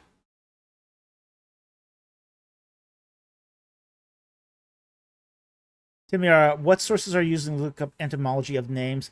Really, I'm just looking at the Hebrew at the moment. I'm not looking at any sources. But what I would probably have to do is look into other etymologies here to look this up. So I can't give you anything concise here. It's not something I can give you here off the fly because this one's kind of strange. So, That's the best I can give you off the fly here, but as I said, I have to look again into other sources like perhaps Halot or the Amoritic or say even say comparative West Semitic sources to look into that further. So I mean L is the only thing we can sort of we can look into. Jonathan Walker says, I like L is his house, but it's not, it doesn't actually,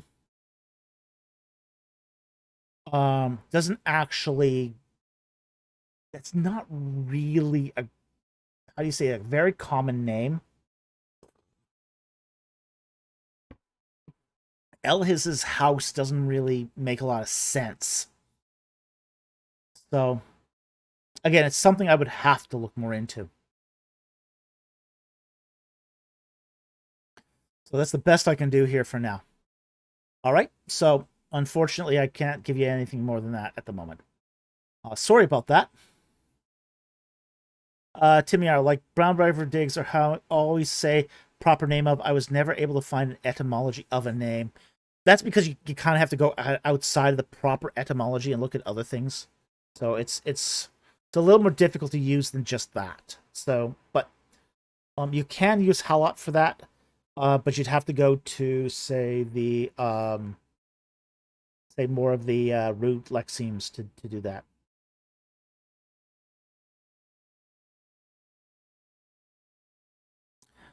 Roman asked for $2. Any recommendations for Israelite slavery?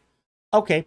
Here's what I'd say about Israelite slavery. It's a very complicated subject. There's a lot of literature on this. There's more literature coming out every year. Every year, new literature comes out on Israelite slavery. As and those who sort of get into the whole literature of Israelite slavery have an overwhelming amount of material to read. I mean, I can recommend guys like Averbeck. Richard Averbeck has written a lot on this, and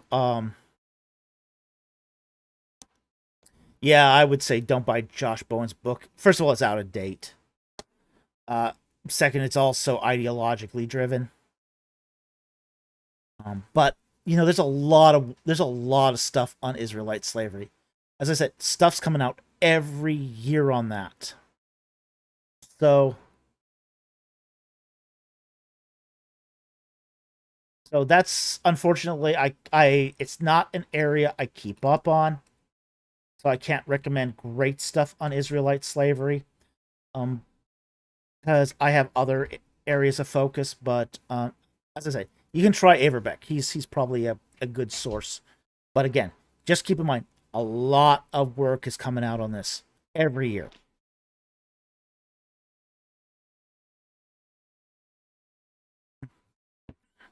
Yeah, Jonathan Walker says Halot says it may be similar to Methuel, man of El. It doesn't. It does seem odd to replace a name with a bait.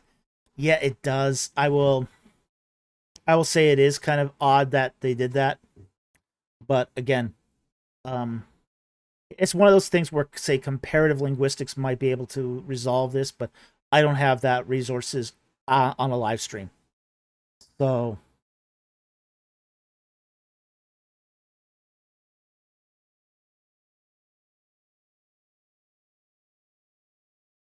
Tim Yara next. Okay, for 20 pounds. Thank you very much for the super chat.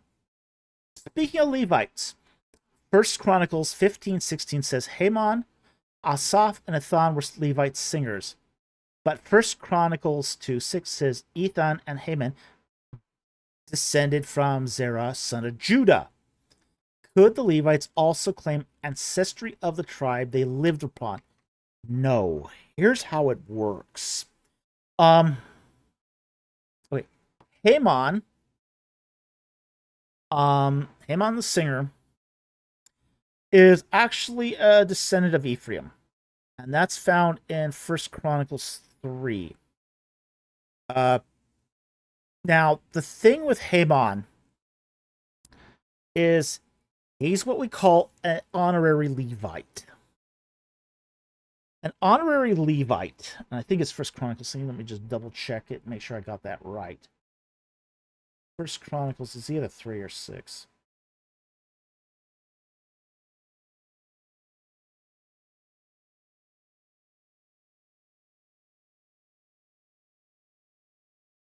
It's 6.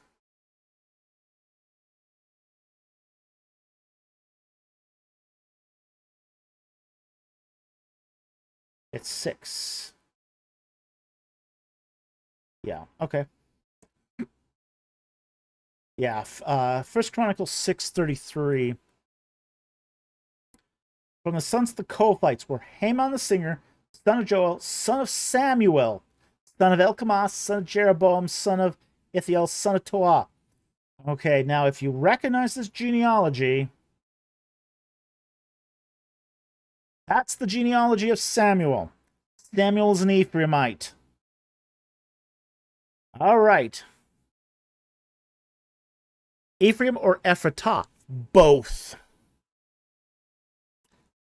Both. Here's the thing with when we look at the genealogy of Samuel. There's Samuel chapter 1. Now there was a certain man from Ramathaim Zophim, in the hill country of Ephraim, Ephratah, and his name was Elkanah, son of Jeroham, son of Elihu, son of Tohu, son of Zuph, an Ephraimite. So he's both from Ephraim and an Ephraimite. So, but in the case of, say, First Chronicles 2:6, okay, the sons of Perez were Haman and Hamul, and the sons of Zerah were Zimri, Ethan, Heman, Calco, 5 of them all. And the son of Carmi was Achar, the troubler of Israel, who violated the ban. Okay, so, this is a Haman that long predates the singers. Okay, so here's the thing. You've got one Haman in First Chronicles 2:6 and one in 6:33. The one in First Chronicles chapter 2, verse 6, long predates the temple. Okay, this guy was not alive during the time of the temple. Okay, so the First Chronicles 2:6 is not the singer in the temple. He's in a different line. He's in a different descendants. He's not of the tribe of Judah. Okay, or he is the tribe of Judah. He's not the one that's the singer. Different Haman. Different Haman, different tribe, different time. So they're not the same people. Okay, but the one that is the temple singer is found in First Chronicles 6:33. That's the one that is the temple singer. Okay, so the Ethan in First Chronicles 2 verse 6 and the Haman in First Chronicles 2:6 are not Levite singers. It's sounding, yeah, this Ethan. Oh my gosh, American church history. Oh, Mrs. Producer said it's like American church history. Not this Cotton, not that Cotton, not that Cotton Ginny. Everyone's named Cotton in American church. Cotton Matthew, Cotton Mather, Matthew Cotton. Oh my gosh, that was so hard to keep track of American church history because everyone was named Cotton. Okay. Okay, so these particular two in First Chronicles chapter 2 are too old. These people were still in Egypt at the time of their lifespan. Okay. All right, let's look at, okay, so he says they are the same. 1 Kings 4:31 proves it. We'll look at 1 Kings 4.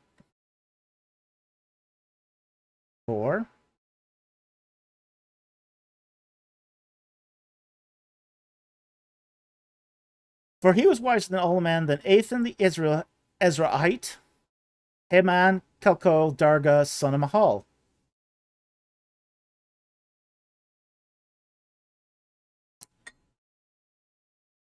This is just a citation of ancestors. And Solomon's wisdom surpassed all the wisdom of the sons of the east and all the wisdom of Egypt. For he was wiser than all men, than Ethan the Ezraite, Heman, Kelko, Darda, and the sons of Mahal. This is a citation of ancestors. Sorry, that doesn't actually prove it.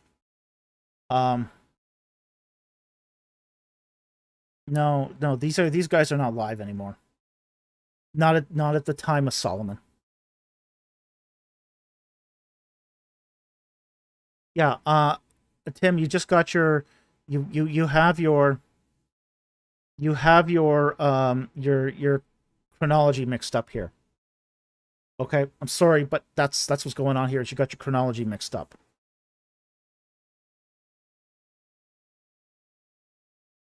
Well, these are guys that are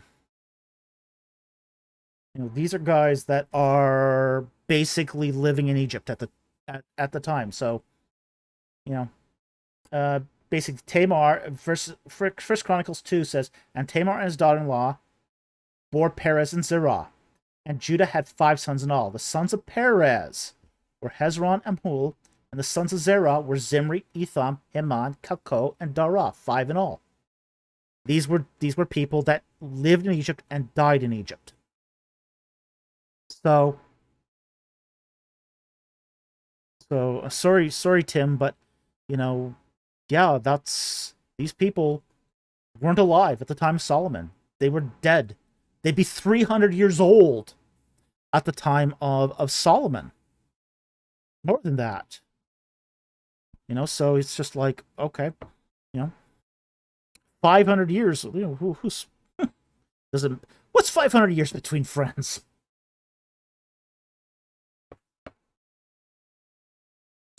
But in the case of, say, Haman, in First Chronicles 6:33, he was of the line of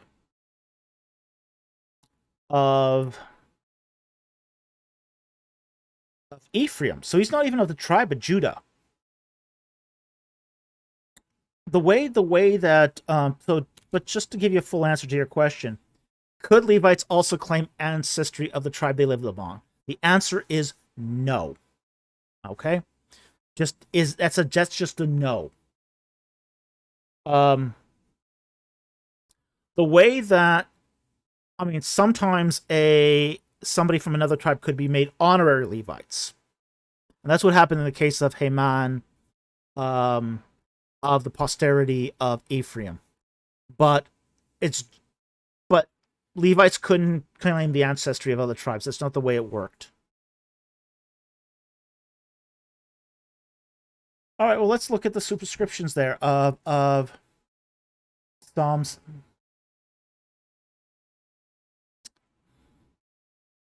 Psalms 88 and 89.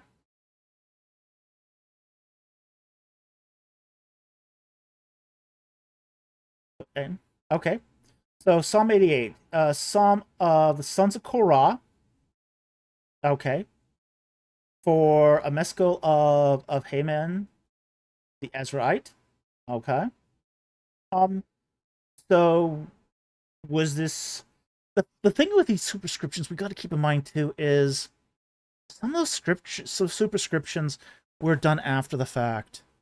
So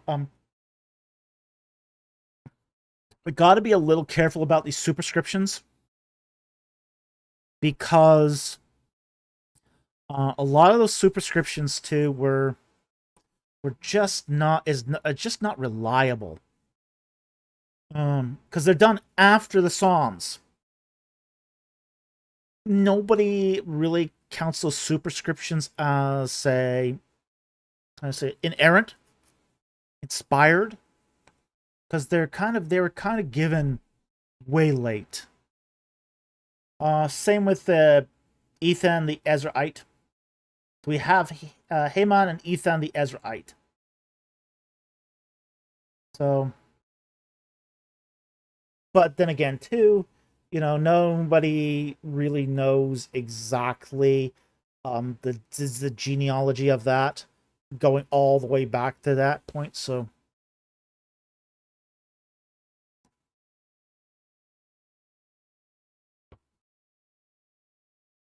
Darkblade goes, do different manuscript families have superscriptions?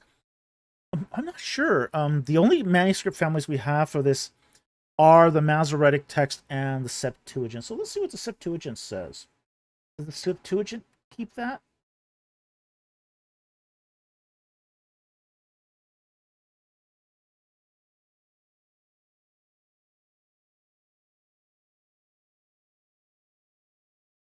For Psalm 89, the Septuagint says Psalm of instruction for Atham the Israelite. So it's probably in that. And 88 says the Psalm of the sons of Korah for the end until Meleth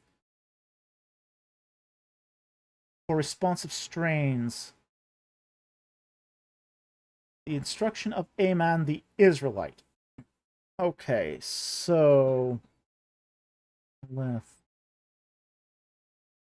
So the superscription is different, but I think it's probably the same core text underneath it. The question is, when did these superscriptions get ascribed? It could be pre-3rd century BC that these were ascribed, but we're not exactly sure. This is why you'll see here it's in italics, and the reason why it's in italics is people doubt that these are inspired. So yeah, I wouldn't count the Psalms here as good proof. It's not good evidence. But Tim, I think that you need to reassess the chronology here, because the chronology is just not working in favor of this being Judahites, the singers being Judahites. All right, so sorry about that, but I have to tell it as it is. I hope that helped, but thank you very much for that super chat. We really appreciate it, and we thank you for your generous support of the channel. Followers of the Shepherd for $2. Thank you very much for the super chat. How do you handle toxic coworkers? Ooh. I wish I had known that. I don't know how to handle toxic coworkers. I was never good with toxic coworkers.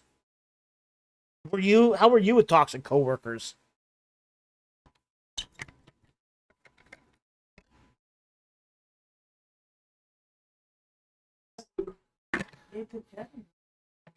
I mean, toxic in what way? Toxic in what way? Are they the type that steal your work? Are they the type that try to make it hard for you to work? I mean, it's gonna.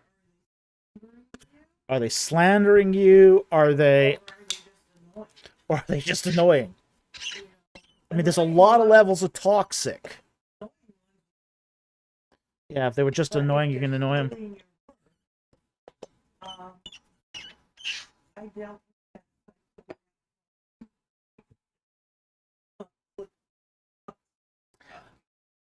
I mean, I had one coworker who would steal credit for my work and then badmouth me after I left. So there's some that are really toxic. So I don't know how I mean, to deal with that, how do you do that? We deal with that. Yeah.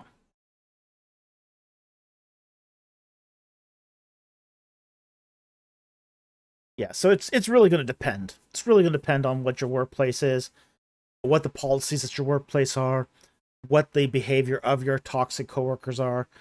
It's really hard. The bottom line is, don't ever stoop to their level. Always. Yeah.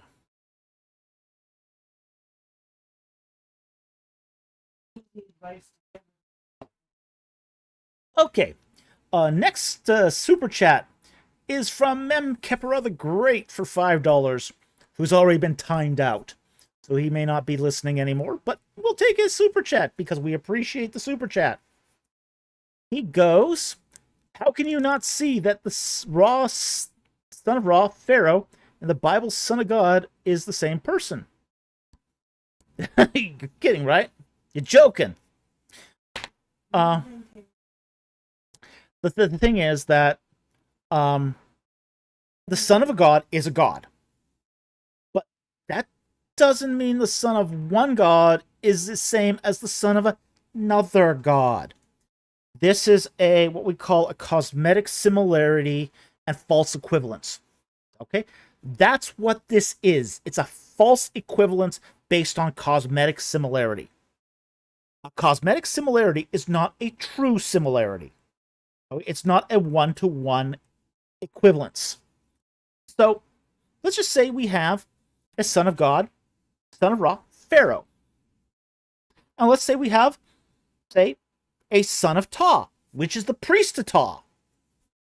Is Pharaoh, son of Ra, and the priest of Ptah, son of Ptah, the same thing? Is it the same person? No. No, it's not. Because the priest is not the same person as the royal line. So the Bible's son of God is not in any way related to the son of Ra. Yeah, sure, both may be sons of a god. You know, one is the son of Ra, one is the son of Yahweh, but that doesn't mean they're the same. So it's just a false equivalence based on cosmetic similarity, and it just... Yeah, never one, and neither one claims this. Okay? Yeah. Yeah, each one, the son of Ra and the Bible's son of God, self-label differently.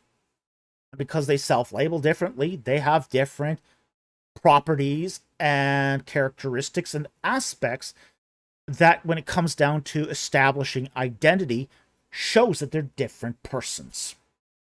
And this is how we would treat identity of any person, is through their individual qualities.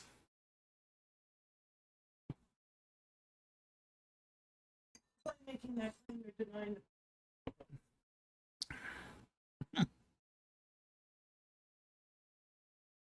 Yeah, exactly. Big destiny. Pharaoh had a dog. Ra had a dog. Pharaoh must be Ra. That's about the same logic. It's about the same logic.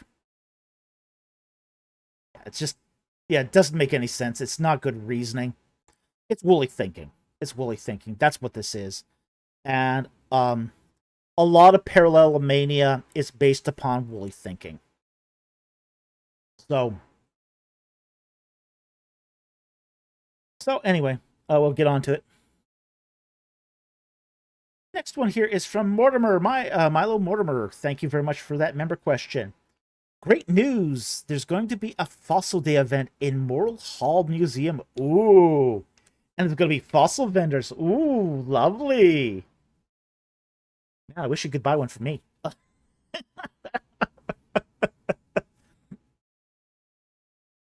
Well, that's good to hear. I hope you have a great time. Tell me how it goes. Show me pickies. Show me pictures. I want to see pictures.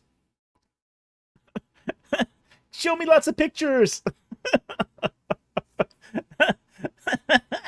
Dossman, hint, hint.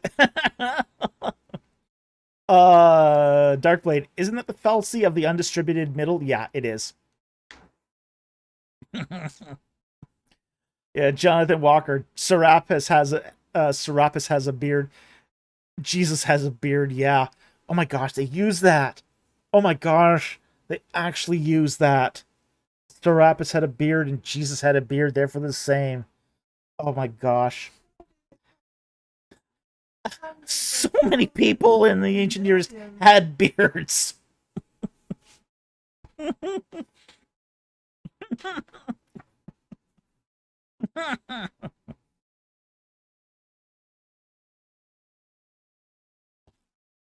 Oh boy.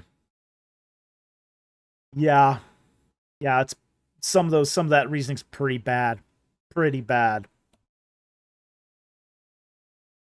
So anyway, Milo, have a great time at that Fossil Day event. I definitely want pickies. Want photos. I want lots of photos. All right. Tim Yara for £5. Thank you for the super chat. He goes, I know medieval is post-interesting. Yeah, it is. But did Baal ever evolve into a moon god? Shamoon argues Habul, the pre-Islamic moon god, was an imported Baal idol. I don't think Shamoon is correct on that.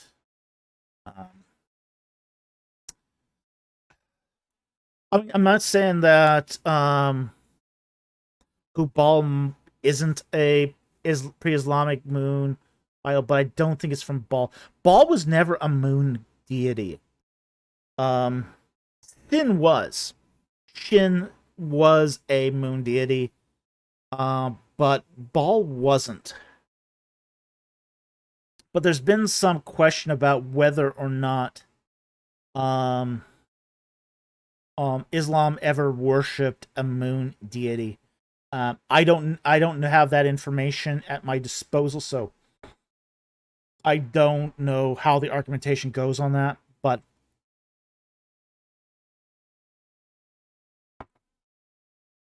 Baal just means Lord.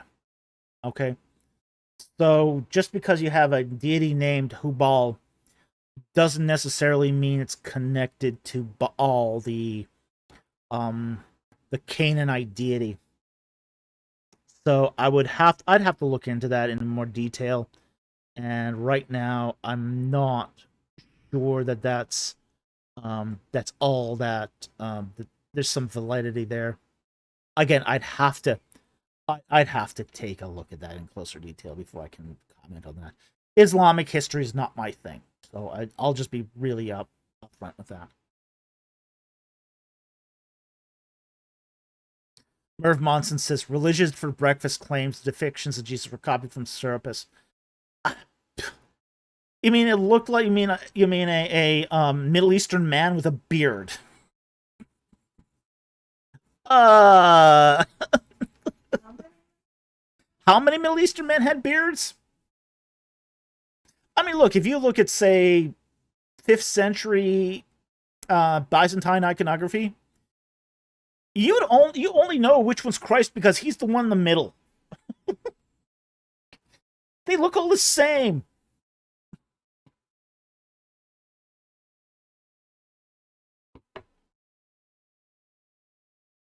So, I mean, just like this is I mean, Serapis had a beard, Christ had a beard, Dr. Falk has a beard. I must be Serapis. The coming of Osiris as a cow. Moo. Moo.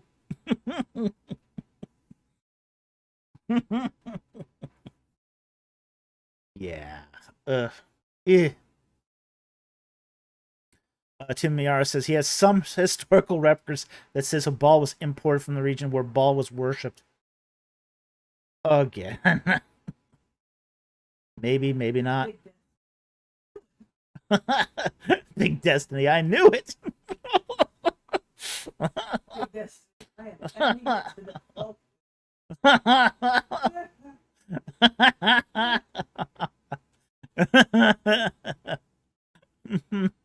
Big Destiny. I'm adding it to the folk wiki. Is there a folk wiki?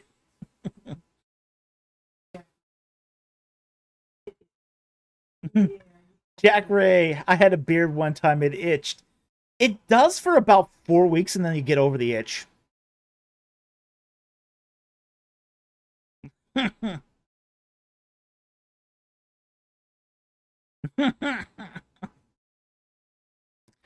Okay, next one here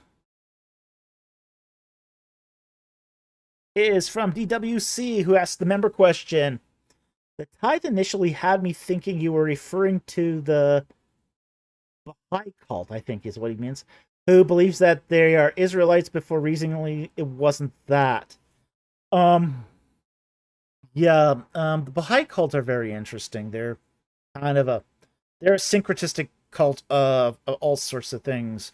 Um, Buddhism, Islam, Christianity, Judaism, Hinduism. Yeah, they're their own thing, and they're really sort of strange. So, um, but no, the tithe it has nothing necessarily to do with the Baha'i cult. So, but I think they do practice tithing too. Next one here is from Frame Shoestick for €5. Thank you very much for the super chat. He goes, please recommend some books for New Testament historical background, cultural background, something top of the line in your opinion, or relatively new. New Testament's not my thing. I can't really recommend you books on that because it's not where I do most of my reading. So I can't really help you on this one. I would. I think there was it her name? Carmen Imes basically did a reading list of New Testament history recently. Um, but well, she's not recommending her own books. She's recommending other people's books. So that's why I don't mind recommending it hers. So if you look at her YouTube channel, she has a list of books that she recommends on various subjects. I know she did one on New Testament historical backgrounds. She would probably be the best source for that. I don't read that stuff, so it's not mine really what I do. Um yeah, Craig Keener did have a on the Book of Acts. That's definitely a good one. But again, it's not something I'm really into, so unfortunately I can't recommend really a lot um on the New Testament because it's not where I do most of my reading. Okay.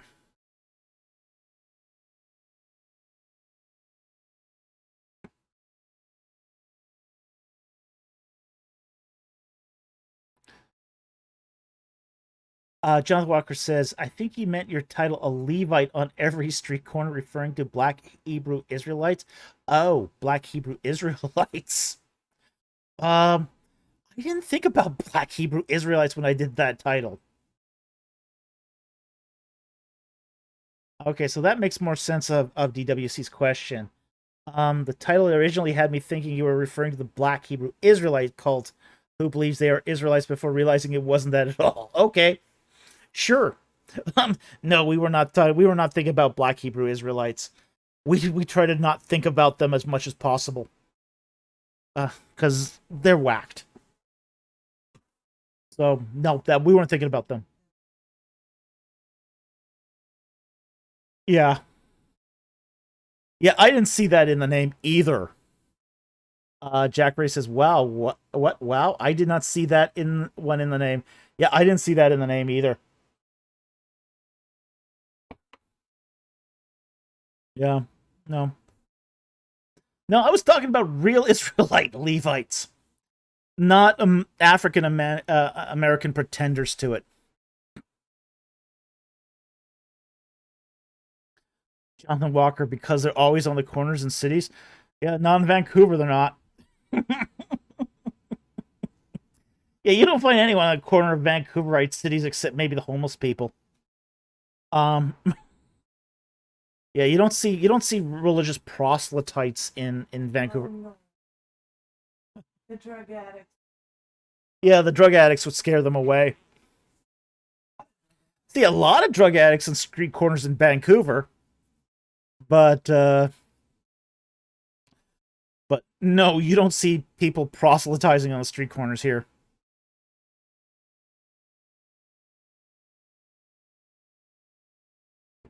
Okay, and we got one more super chat left.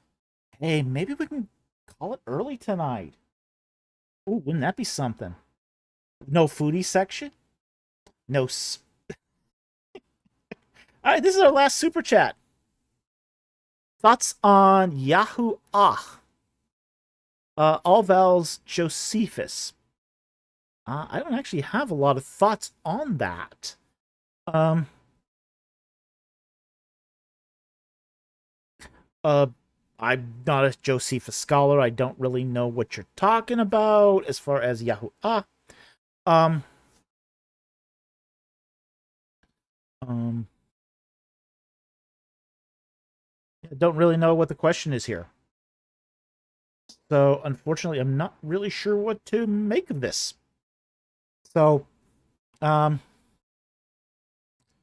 okay. Well, thank you for the super chat, but I don't have any specific thoughts on this because I don't have any context either. Yeah, no AT Ministries. It's too late for him. 18. He's got to get up at night. He's working night shift now. So, yeah, there's no more AT Ministry section because AT can't make it.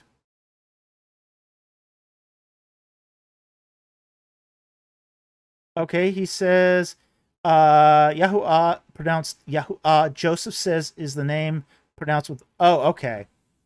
Okay, so he's thinking that this is the Tetragrammaton. Okay, now I understand what he means by this.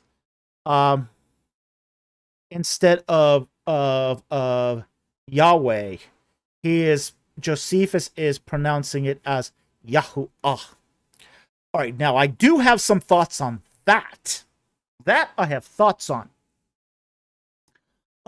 Which is that early Semitic languages, archaic Semitic languages, such as classical Hebrew, follow a vowel structure that's very, very similar to what you find in Semitic cognates like Akkadian. Okay? So, instead of, you would not normally find this as consonant, vowel, consonant, vowel, vowel, consonant. That would be a very, very unusual pattern in early Semitic languages. What would be much more common in early Semitic languages would be a consonant, vowel, consonant, consonant, vowel, consonant, especially given that what we have in the text is a primarily consonantal language. Okay? And for Josephus to be possible, what you would probably need as far as historical etymology is concerned is for the original name to be Yod, Hey, Hey. So, because those vowels, what's called the matrix lexiconius, I probably butchered that. I butchered that. The maters were added after the original consonantal text. So for this to be possible, according to Josephus, the vav would have to be a mater. And that would be, those came later in the Hebrew text. So, yeah, mater lectionis. So we do know from its earliest texts that it is Yod, Hey, Vav, Hey. So given the vowels that we encounter in Semitic cognates, it would have to be pronounced Yahweh, which is probably a second tense of the verb to be. So yeah, that I have thoughts on now that I know what you're talking about. So yeah, I don't agree with Josephus there. I don't think Josephus has a good handle on historical languages. Josephus is a man of his times. Great on current events. Not so great on history. At least the history of the distant past, even though he is a historian. So, He's more like a journalist. Yeah, think of him more like a journalist. Tim Miara, why not Yahweh? Um, this is one of those sort of debates. Um, is it a V or is it a Vav or a W? And scholars do go back and forth on the Vav versus the W. Egyptian equivalents transcriptions generally transcribe the Hebrew Vav as a W. Basically the transcriptions into other cognate languages do seem to favor the W here, as opposed to a B. Because here's the thing: when the Hebrew Vav is brought into, say, the Egyptian language, it's usually given the owl chick or the coiled rope, which is a W. It's a W. Whereas if it had been a Vav, a V sound, a velar sound, it would be converted into the boot, which is the bait. So it looks like, at least in its ancient pronunciation, the evidence seems to favor a W instead of a V. But it could still be a V. Possible. The evidence is not 100% conclusive. It just sort of favors the W. So, but then again, you get the Latin on this in regard, and that's usually the on this, and you get people going, well, Caesar would not be saying Winnie Webby Wissy. And I know I butchered that too. So, there's a lot of debate on the V or the W. But I think on the ancient languages, it's just seems to be more of a W sound than a V.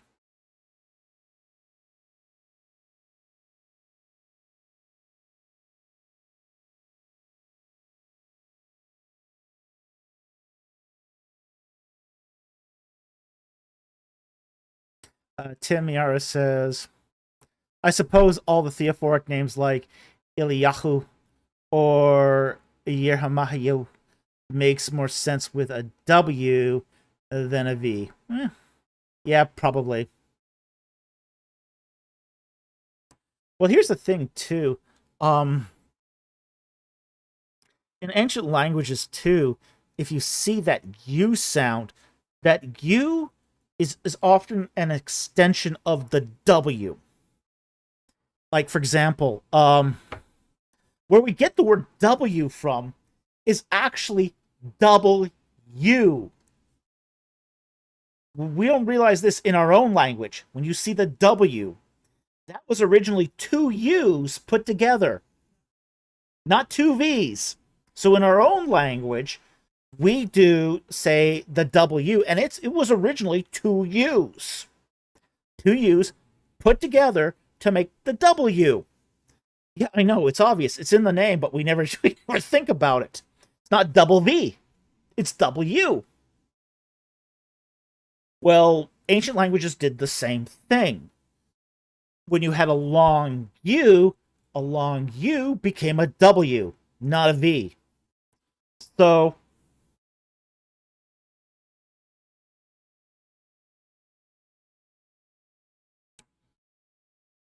you look at ancient languages and you go, okay. So this is why, for example, in Egyptian, the W and the U are often interchangeable. In Egyptian, the U and the W, because they're so closely related phonemes. Incredibly closely related. Whereas the V is not so much related. So, Tim Miara says, and that was in the V where U's were written like V's. Yeah. And that's because of graphemics. So,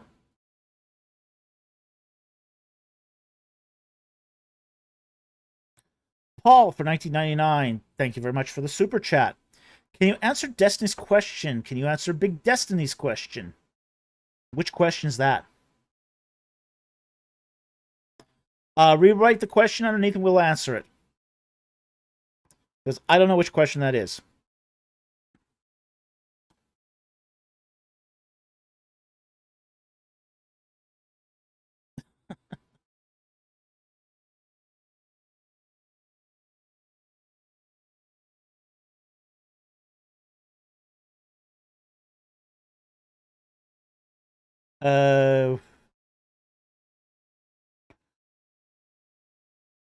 Okay.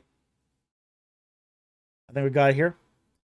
Big Destiny, can you tell us about the mythical creatures of ancient Egypt? Did they have creatures like we have Bigfoot and Mothman?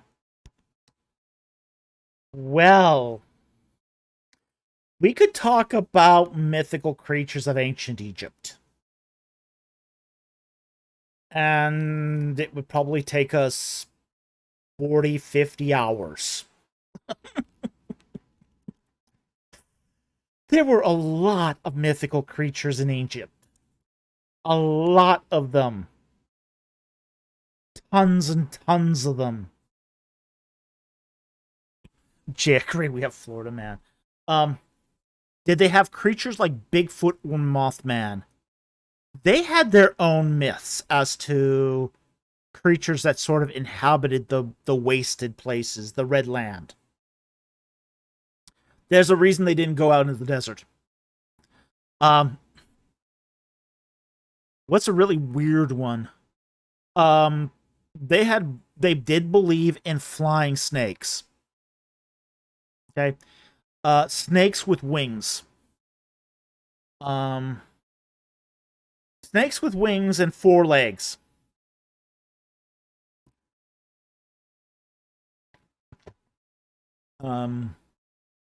Yeah, they had some weird ideas of what was out there in the desert wastes.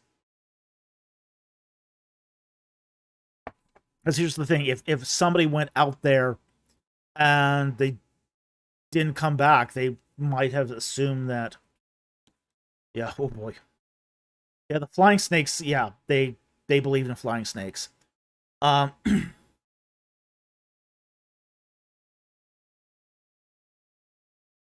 Thank God they're not real. Yeah, well.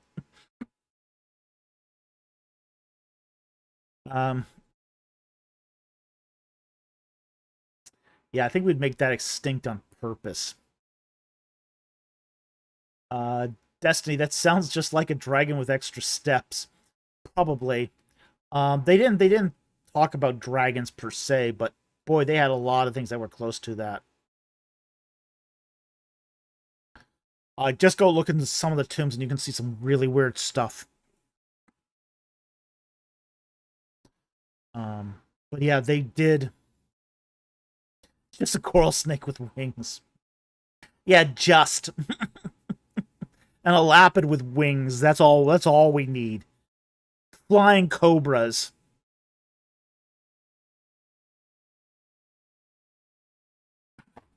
Yeah, they believed in that stuff. They did believe in, say, I mean, there's enough in ancient Egypt that just terrorized people anyway. Big Destiny, were jinns a thing back then? Not like Islam, okay? They didn't quite believe in the Al-Zut, okay? But they certainly believed there were spirit critters running around. They certainly did believe that.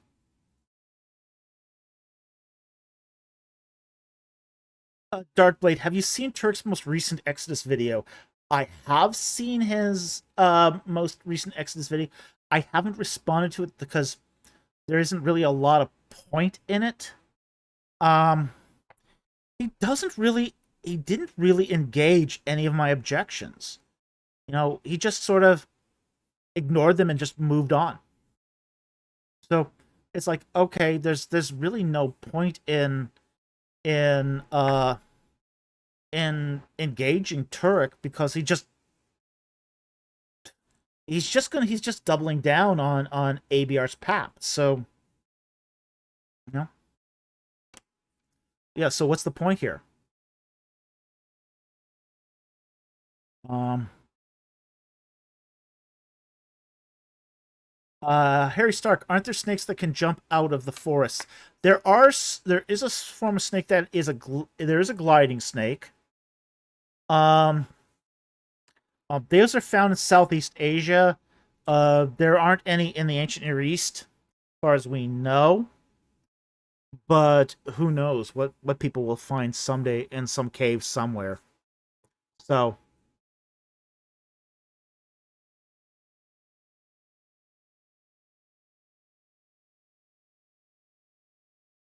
uh, Jonathan Walker. Last thing we need are flying spitting cobras.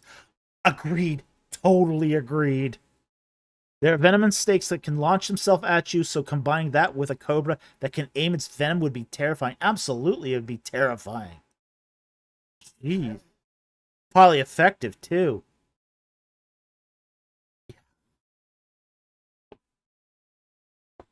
Yeah, um, Egypt had a whole lot of creatures that they probably sort of mixed and matched parts.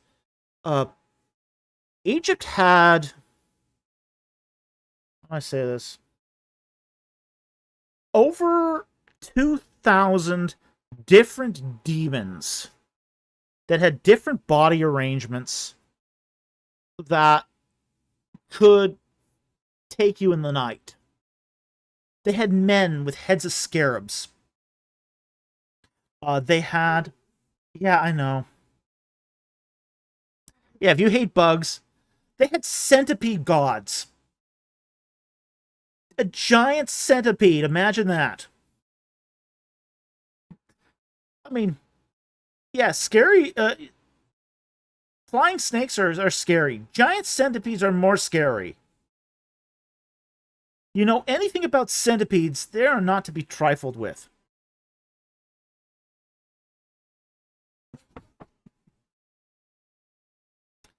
So, they had all sorts of these different scary demons of the night.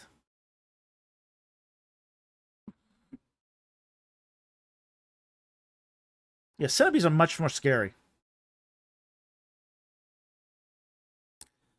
Uh, Big Destiny, were there any good mythical creatures like unicorns? Um, no, they weren't into unicorns. Uh, we do know that there were unicorns in Assyrian. The Assyrians believed in unicorns because they had some unicorns. There's a unicorn portrayed on the black obelisk of Shalmaneser the Third.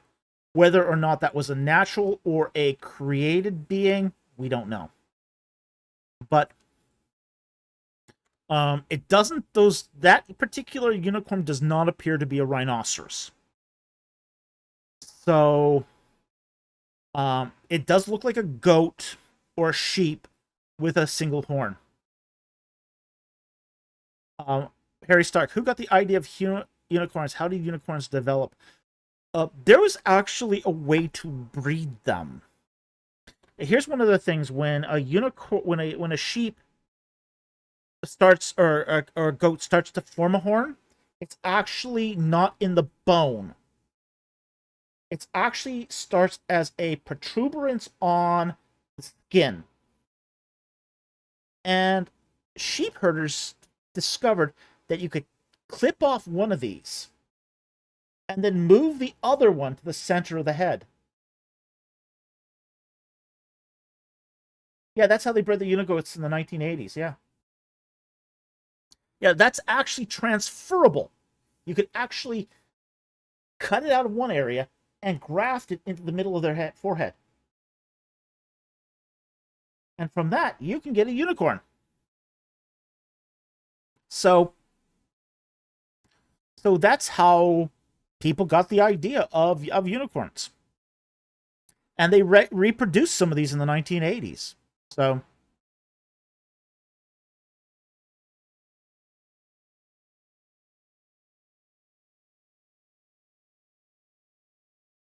Darkblade. Which would you rather run into, the silt-mouthed woman or a flying centipede god? Oh, the woman. Yeah. Oh, no question. I do not want to encounter a centipede god. Centipedes are horrifying. There's no way you can defeat a centipede god. I'll take the woman every time.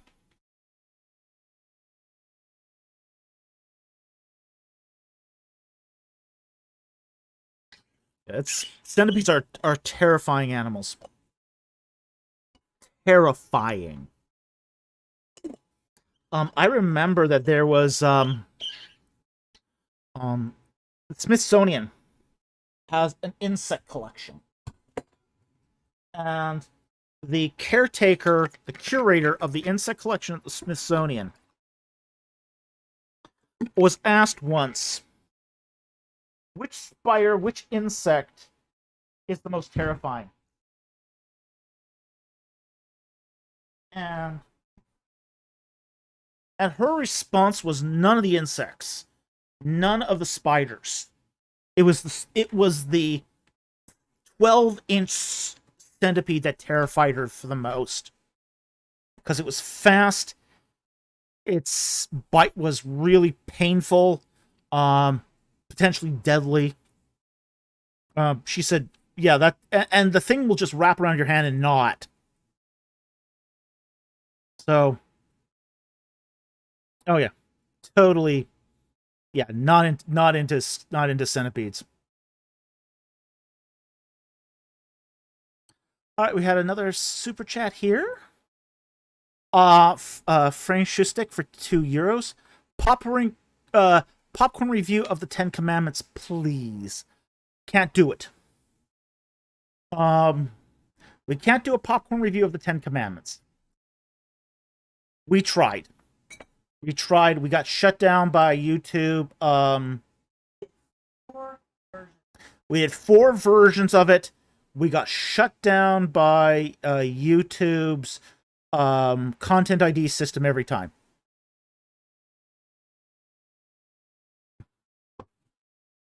So we just can't do a popcorn review of the Ten Commandments. It's just, yeah, we can't do it. It's not possible. It's too closely protected by YouTube's content ID system. Patreon exclusive? Maybe we might be able to do it as a Patreon exclusive, but it would be a lot of work.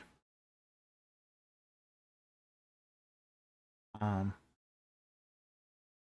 it'd be a lot of work to do. So, unfortunately, no, we can't do the Ten Commandments. Okay, anything that was a major theatrical release and not out of copyright is not something we can do. So,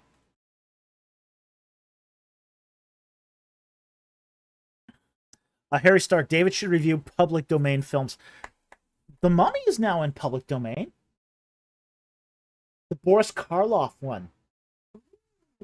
We could do probably could do the Mummy. Anybody? Could do a popcorn review of the Mummy for Halloween, the Boris Karloff one. I'll write that down. I'll have to make sure it is out of copyright. But I think it is out of copyright.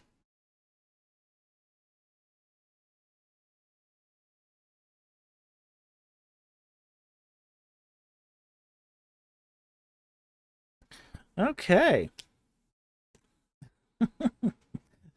That would be BC, man. If you could only do the 1991 one, no, yeah, I'd love to be able to do the 1999 one. That one is cool and has all sorts of little insider things that I could show you with the 1999 one, but we can't do that one because that one's just, yeah, that would not be permitted.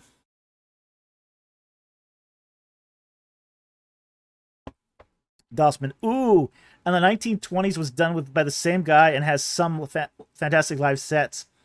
Oh yeah. Harry Stark, David could also review Ben-Hur, which is in public. Is Ben-Hur in public domain? I don't think it is. Ben-Hur's not in public domain, is it? I don't think that's in public domain yet.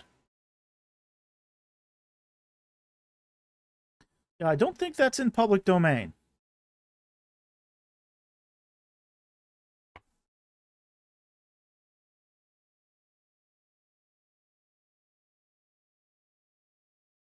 Oh, maybe the 1925 one is, but I haven't seen the 1925 one. Is there a 1925 one? Yeah, I have not seen the 1925 one.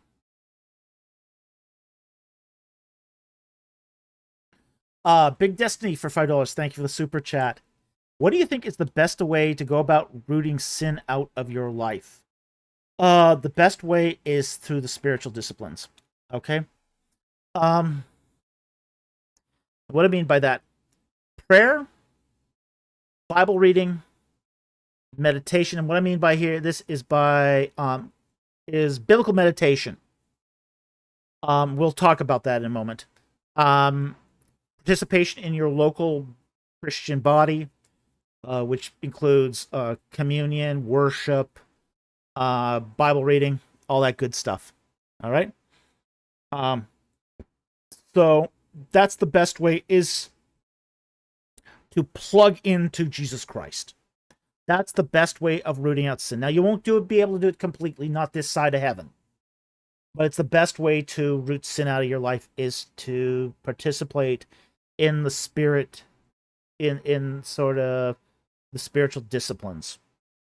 Now, let's talk about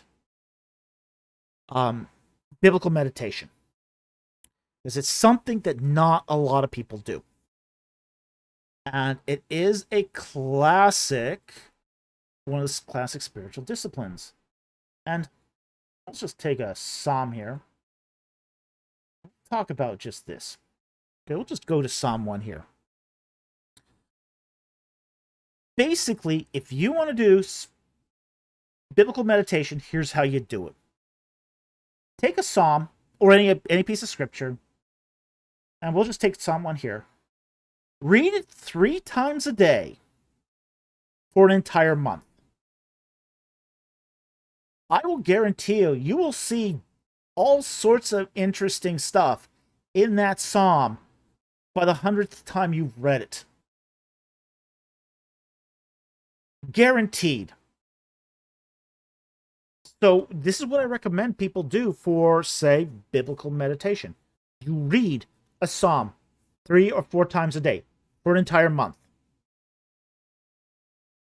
Trust me, you will learn a lot about that psalm. It's incredible how much you will get out of a psalm that you didn't think you could get out of it just by reading it 100 times. But you do it over a full month. So that's what's meant by biblical meditation. And you do it through the park. We're out for 3 days, so this is fine. Yep. I hate this. Mrs. Producer said by the time you get to day 3 or 4, you're going to think, what's the point of this? It's biblically, it's mind-numbing. It seems to be futile. I'm not getting any more out of it. Trust me, you're going to get something out of it by day 30. You will get something out of this. But it's one of the spiritual disciplines that gets overlooked. So you want to plug in to the source. You want to plug into Christ. Merv Monson says, when I remember thee upon my bed and meditate on thee in the night watches. Psalm 63:6. Yeah, and that's what they're talking about, is that constant repeating of the text. Read the text over and over and over again. Jonathan Walker, like Karate Kid's jacket on, jacket off. Yeah, kind of like that. Yeah. Dotsman, like working out. Yeah, it's exactly like working out, except you're working out a spiritual muscle, not a physical one. But yeah, pray to Jesus. Pray to your God. Read the Bible to study it. Read the Bible to meditate on it. Go to church. Oh my gosh, go to church? Heresy. Absolute heresy. What are you thinking? Participate in the life of your spiritual community. Is there a Bible study? Is there a Bible study you can participate in? Is there a Bible study you can teach?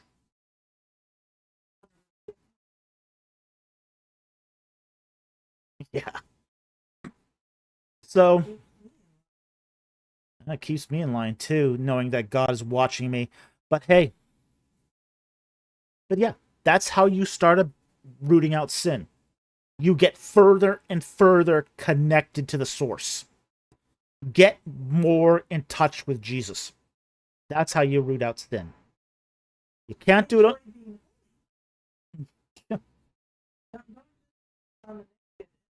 Yeah. Yeah, don't just focus on the negative. Focus on the holiness. It's like Christ said, seek ye first the kingdom of heaven and its righteousness. And then all this will be added to you. You want to root out sin? Seek first the kingdom of God. Store up your treasures in heaven where moth and rust will not destroy. That's how you do this. Okay. So that's the last super chat. Do we have any other...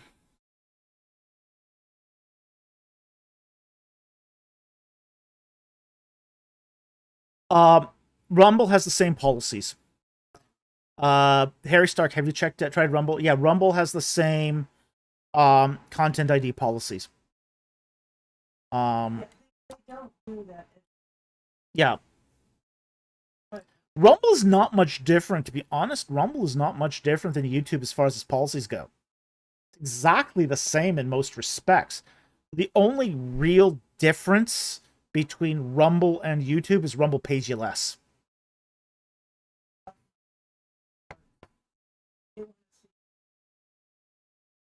Dossman, Odyssey works until it doesn't. Here's the thing. With all these platforms, eventually they do come to that point where you can't do this. Even Patreon doesn't allow it. Okay? So it's the thing, is you're trying to circumvent some of the laws here.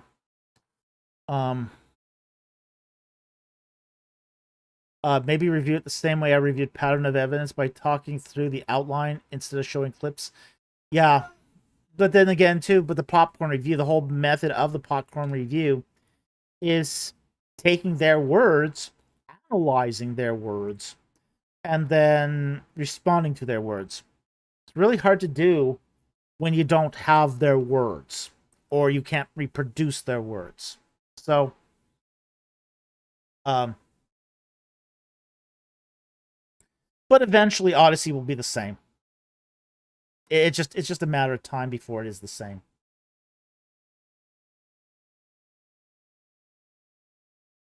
Illegal. Fair use? Yeah, but the thing with the fair use is the fair use isn't a permission. It's not a blank permission. It's a legal defense. It's only useful once you've been sued. That doesn't mean you can use it on anyone's platform. That's one of the things people don't understand about fair use. Fair use doesn't actually give you permission to do anything. Fair use only protects you should you be sued. So if you're on somebody's platform, they can decide anything they want because you're on their platform. They can decide, hey, I'm going to be I'm going to only promote Disney.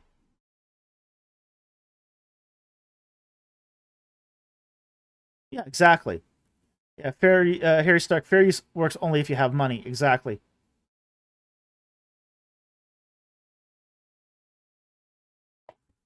Yeah, fair use gives you no rights.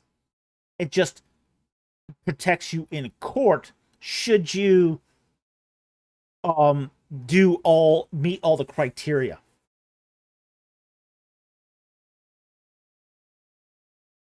We are at the end of this super chats here. I'm gonna take. I see one non-super chat. I'm gonna take. Thomas Ecker asked early in the live stream. Hey, Dr. Falk, have you seen Professor Laurel Bestock's Wired video? Yes, I have. If so, what's your take on her answers to Egyptology questions? Overall, I think they're pretty good. There's a few points I would disagree with her on. He does a better job than Patrick Naughton. I think Patrick Naughton is way whacked. I've seen a lot of stuff by Patrick Naughton that's really sort of in left field. Overall, I think Bestock's Wired video is pretty good. A few minor things, but I can't remember what they were. So overall, yeah, she's okay as far as I'm concerned.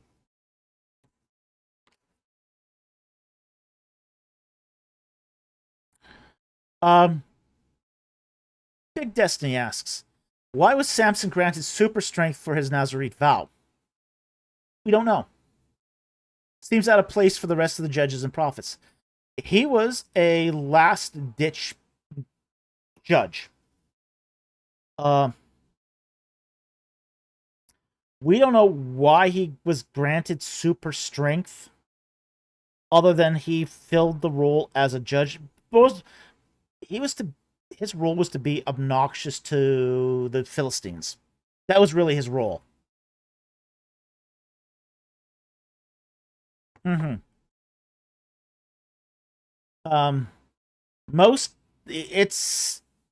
Israel had become so enraptured with idolatry that it couldn't really front an army against the Philistines. And Samson is just before Saul is able to rally an army together. So it's kind of on the death of Samson is in many ways what inspired the Israelites to go get a king. So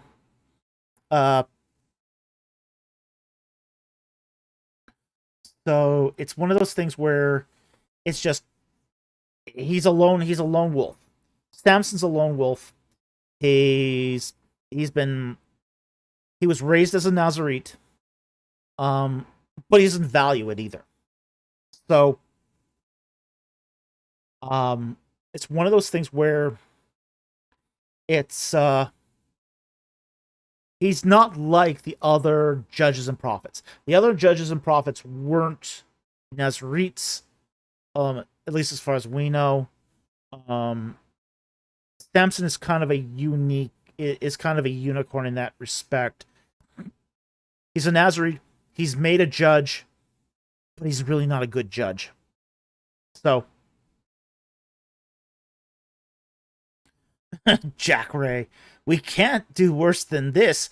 We want a king. Saul? Oh, oops. That's sort of what's going on there, yeah.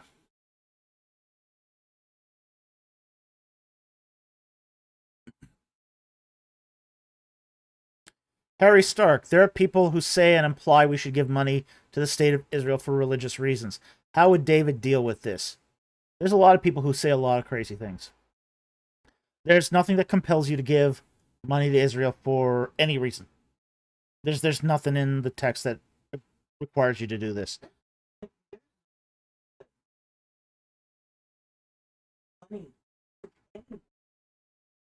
Well, that's true.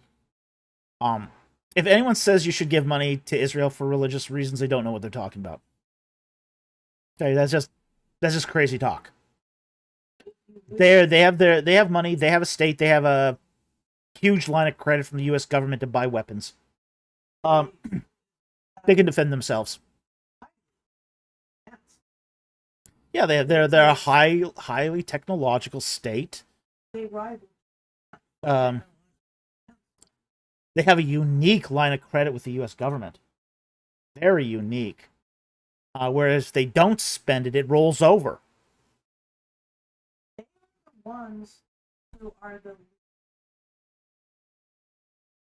women who So, yeah,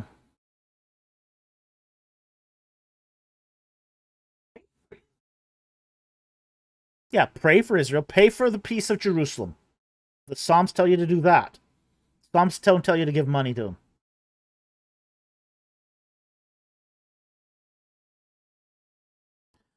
Big Destiny asks, could David and Bathsheba have actually been stoned for their adultery? Who'd do the stoning? It'd be David. David's not going to stone himself. have. Should they have been is a different issue. Could they have been? No. Because it'd be David executing judgment on himself. So, yeah, no, that ain't going to happen.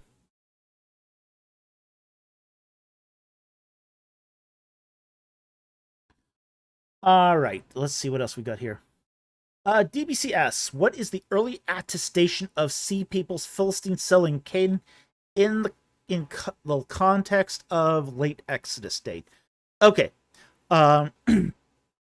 we know that the Philistines had already settled into the coastal plain of Canaan within the first 5 years of Ramses II.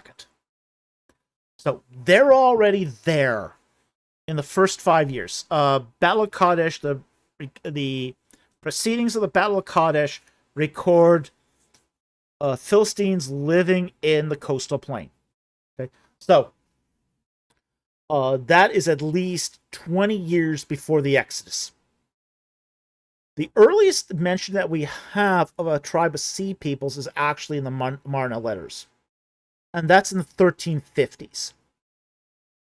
So there's already some migration happening during the Amarna period. So sometime between the reign of Akhenaten and the reign of Ramses II, the Sea Peoples settle into the coastal plain and they colonize it. So by the time the Israelites leave Egypt, the Sea Peoples are already established. So I hope that helps. Thank you very much for the question. Very much appreciated.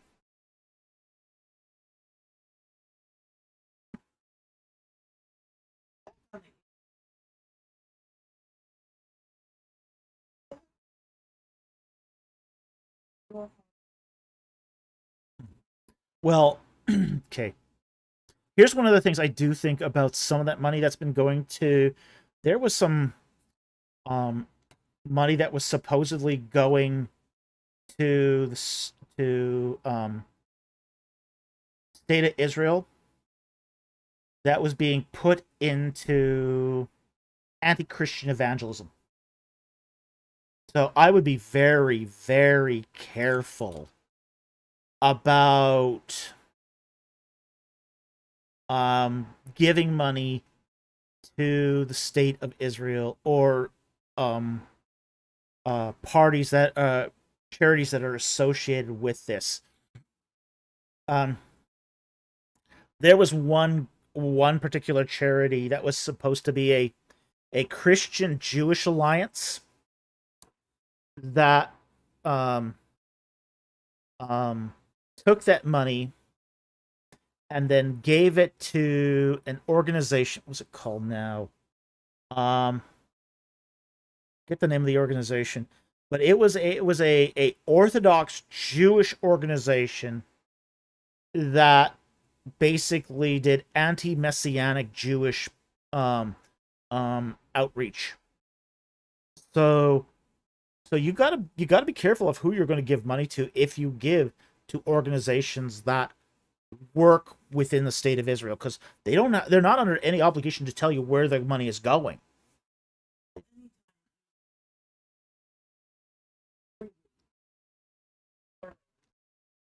Yeah. So again, you have to be really careful about this. Um, I was at at a conference once where a Mennonite organization was collecting funds to help the Palestinians. Well, you looked into the organization, and what they were doing was basically giving that money to buy guns. So both sides do this. Both sides do this. So it's one of those things that you have to be super careful, because you don't want to be funding the purchasing of guns. This is not a new problem. This is a problem that goes back. Yeah, AKs for peace. Yeah, exactly. This has been a problem since the 1970s, when liberation theology was big, and liberation theology groups would collect money for liberating the people of South America. They claim to have been collecting money for food and hospitals and all that, but what they were really doing was collecting money to uh, fund communist terrorist groups, like, to purchase guns. So you have to be super careful about what sort of groups you give money to, just because you have to know where the money is going. If you don't know where the money is going, you could be funding some very, very dangerous people.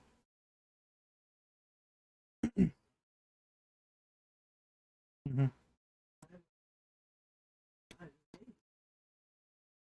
Yeah, yeah. So you got to be really, really careful about who you fund these days. Darkblade, isn't that laundering or embezzlement or some other crime? No, it's not. Um, because these are foreign charities. They're not under any. You can't get a receipt for it because they're a foreign charity. You can't deduct that on your taxes, so they don't have to write you a receipt. You don't get to know where the money is going. Oh yeah,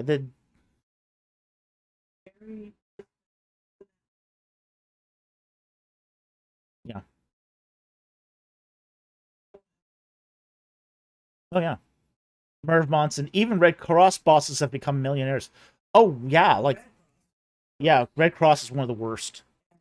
Um, even World Vision is not good anymore. The Red Cross were selling bottled water at the 9/11 Twin Towers site. Couldn't believe that. Yeah, yeah, they had received donated. The water was donated to the Red Cross, and they were selling it for $1 a piece. So they were double dipping. Yeah.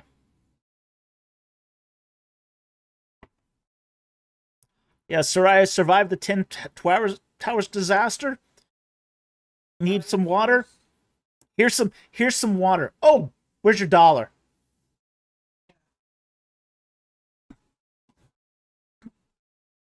Yeah. Yeah, it was terrible. Yeah, the Red Cross is just, I mean, it makes its I mean, the Red Cross is one of the worst organizations, and it's just uh you know, even it even goes down to say, you know, the Red Cross, for a long time, was an entirely volunteer organization. Like, it's swimming lessons. They used to be the organization that would teach kids to swim. Well, that was all done on free labor.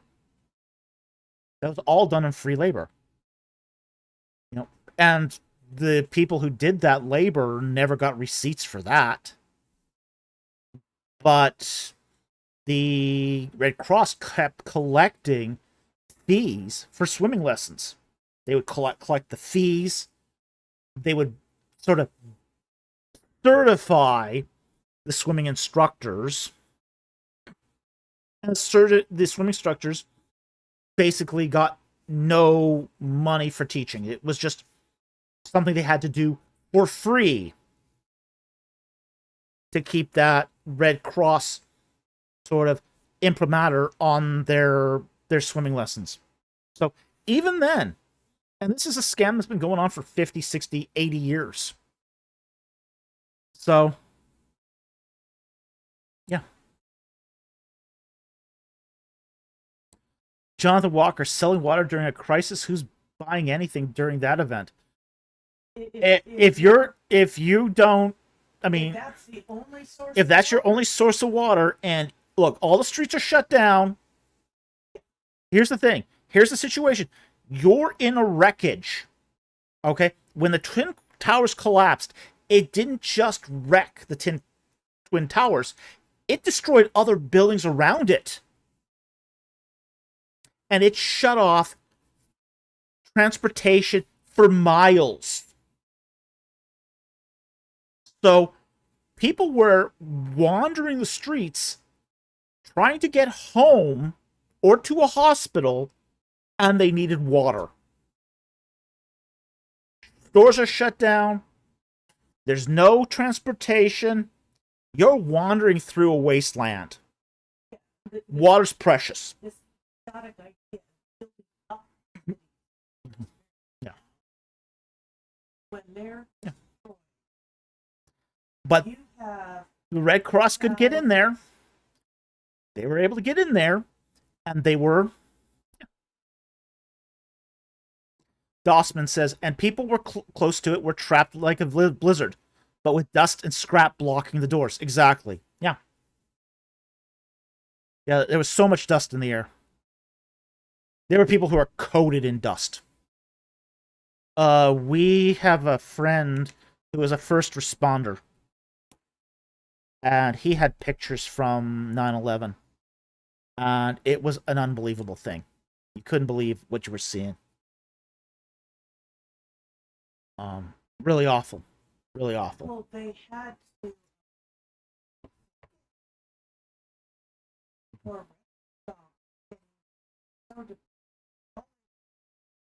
Yeah. Yeah. So you'd have firefighters, light firefighters taking the couple so dogs could find life. Yeah. I mean, it was that bad that the dogs were clinically.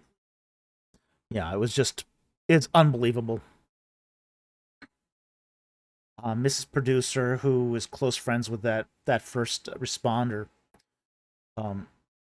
said that they were pulling so many bodies out that the search dogs were unable to respond properly because they were getting so depressed that all the rescue dogs were finding was dead bodies.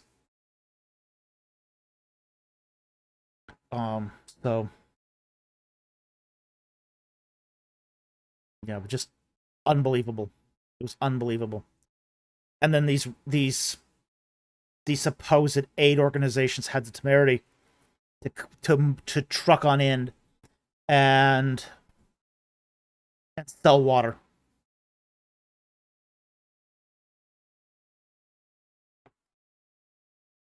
Unbelievable. Unbelievable. Okay, do we have anything else?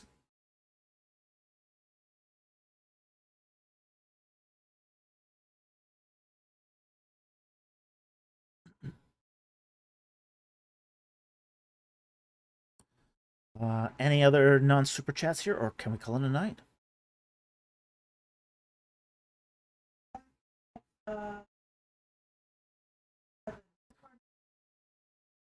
On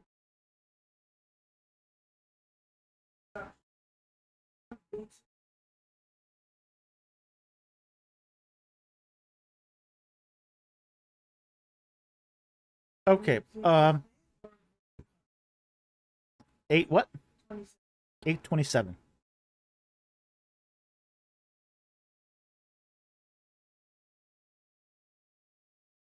Okay.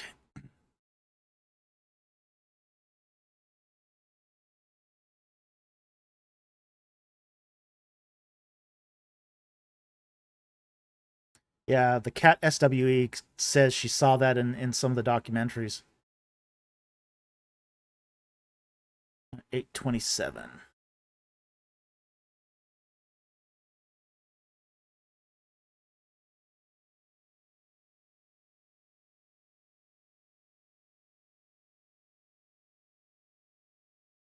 All right, we got this from Karnak here.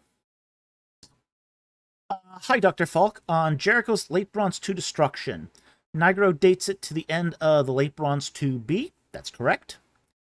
Who do you think he'll attribute it to? Do you think he'll say it or avoid controversy? Thanks. Oh, he will avoid controversy. Um, he's already in hot enough water with his fellow biblical studies friends already. He's done his best to try to avoid this as much as possible. He does not like the controversy. He hates controversy. He steers away from controversy wherever he can. And he tried on his first paper. You know, when it was like, well, it's just late bronze, and we found a wall there. And, of course, everybody in the room is going, you found what? You found what? A late bronze 2 wall? What? And he goes, yeah, well, you know, I don't think this is really Joshua, but and basically, you know, people were asking him outright, you know, well, doesn't that imply that Joshua destroyed this? And he would just turn it around and say, well, what do you think? What do you think? So he doesn't like to be in that discomfort zone. So when he did his second paper, basically says he dates at the end of Late Bronze 2B, sort of. He's not going to say it. He's just not going to say the Israelites destroyed Jericho. He doesn't want that kind of attention. So he just leaves it at, okay, it's the end of Late Bronze 2B, you figure it out yourself. So, yeah, I don't think he'll ever attribute it. It's just, he'll just leave it at that. Because again, he doesn't want the press.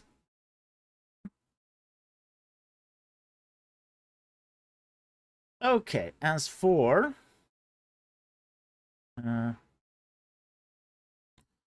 Christian Mouse asks, I've been talking to some Christians in the Discord about the Midianite hypothesis. Good hypothesis. Particularly them feeling uncomfortable accepting it. Can you give your view on? Yeah, I basically hold to the Midianite hypothesis myself. Now, what is the Midianite hypothesis? It's the idea that the Israelites were not worshiping God by the name of Yahweh until Moses. Moses goes to Midian. He gets involved with the clan of Jethro and encounters Yahweh as a god. And then he takes that god that he encounters and brings knowledge of him back to the Israelites living in Egypt. Okay? That's the Midianite hypothesis. It's an import from basically Midian, which is at the time of the Late Bronze Age, includes Saudi Arabia, Edom, and the eastern portion of the Sinai Peninsula. Okay, so at that point, so Moses comes back to Egypt and introduces it to the Israelites. Now, I think that this hypothesis is actually probably correct. Now, there are variants on the hypothesis. Some of them think that that it's just a metalsmithing or a volcano god or a mountain deity from it. We don't know exactly what Yahweh represented while in Midian. So there are some people who sort of speculate beyond the basic hypothesis. But I think the essentials of the basic hypothesis are correct. Moses is bringing a god to the Israelites that they weren't worshiping by that name. So I think the Midianite hypothesis is the closest we have to the biblical record. I think it's a much stronger case and a lot closer to the Bible than, say, the Northern hypothesis, where it's just believed that the Northern hypothesis is the idea that the Israelites basically took the god Baal and just changed the name to Yahweh. I don't think that has much merit at all. So yeah, I think the Midianite hypothesis is a good thing. I think it's a good, strong hypothesis. So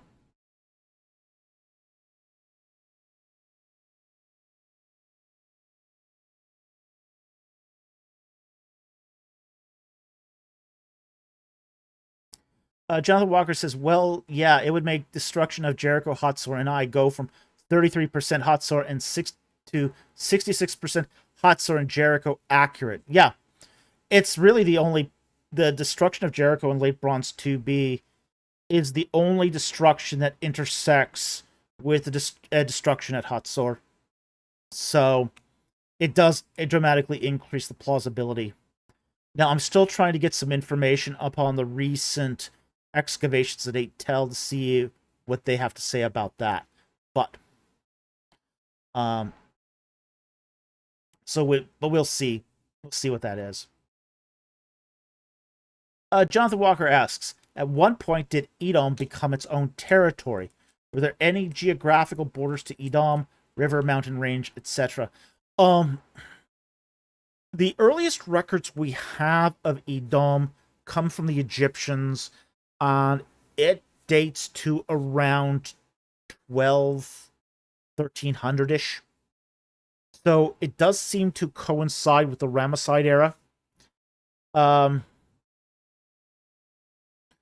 It's at that point, around, as I say, around 1300-ish, that Edom starts sort of having its cohesive borders. So it's slightly before the Exodus itself, where Edom sort of establishes its national sort of territory. As far as its geographical borders, it really it stems from a mountain range in the southern tip of the Dead Sea and sort of extends down into a floodplain that goes down to the Gulf of Aqaba. It doesn't really have a river as a extending border. It's kind of, the borders are a little nebulous. It doesn't even seem to extend all the way down to, say, the Gulf of Aqaba. It's more that they sort of bump into other groups. Like, Edom is going to start, what sort of limits their range is more that they're going to bump into Moab on the east, and on the western side they're going to start bumping into the Judean foothills. And that area is still controlled by a Canaanite group. So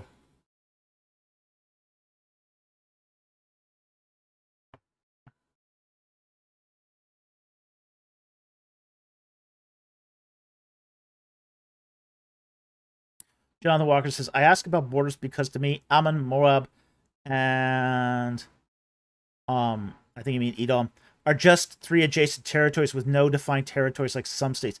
Yeah, territories there do sort of the borders do flip about a bit. There is an established border between Ammon and Moab, and that is where is it now? The Arnon is a border for them at one point, the Arnon River. And the Jabbok. Jabbok is the other one. Those two rivers do form, say, territorial bounds at different times for the boundary between Ammon and Moab. The Arnon, I believe, is north of the Jabbok. The Jabbok is sort of the southern reach of Ammon. But that will sort of change with the expansion and contraction of Moab as such.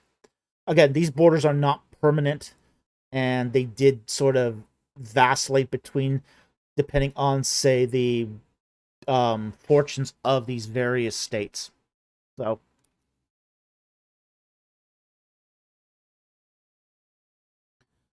it's going to depend on timing when these borders are.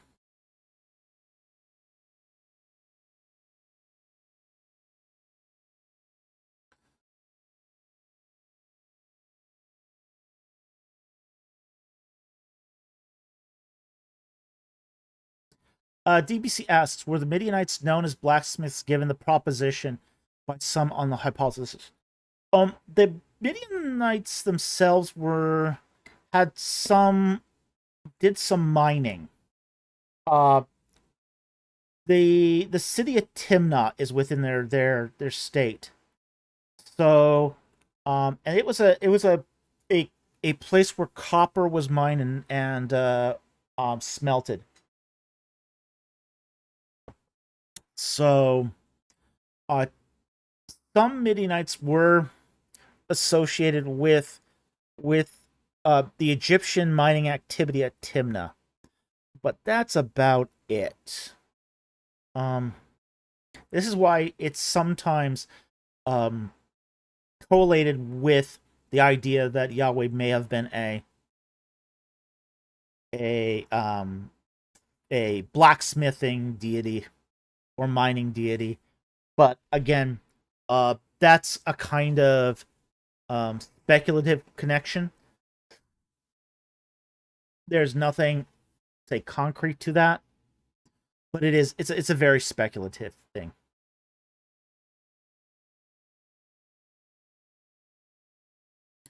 Christian Maus asked, what do you think of Heiser saying Midianites could be Abraham's descendants, but under a different life? I don't have a huge problem with that.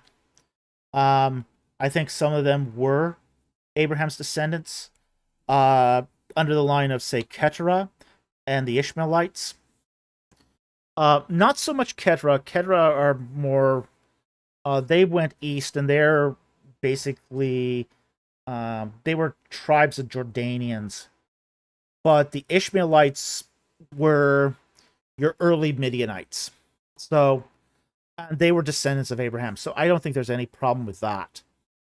So, but we also do know that the Arabian Peninsula changed hands in the 10th century BC too. So in the case of, say, the Ishmaelites were essentially, in the 10th century BC, they were driven out of Saudi Arabia. And they sort of migrated north. And they couldn't re-inhabit Edom because Edom was had its own borders and people at that point. So they ended up going up through Jordan and tried to avoid, say, further conflicts with the peoples there. But it's basically was Semitic migration from the east, from the eastern Arabian Peninsula, that drove the Ishmaelites out of Midian. And that happened during the 10th century BC.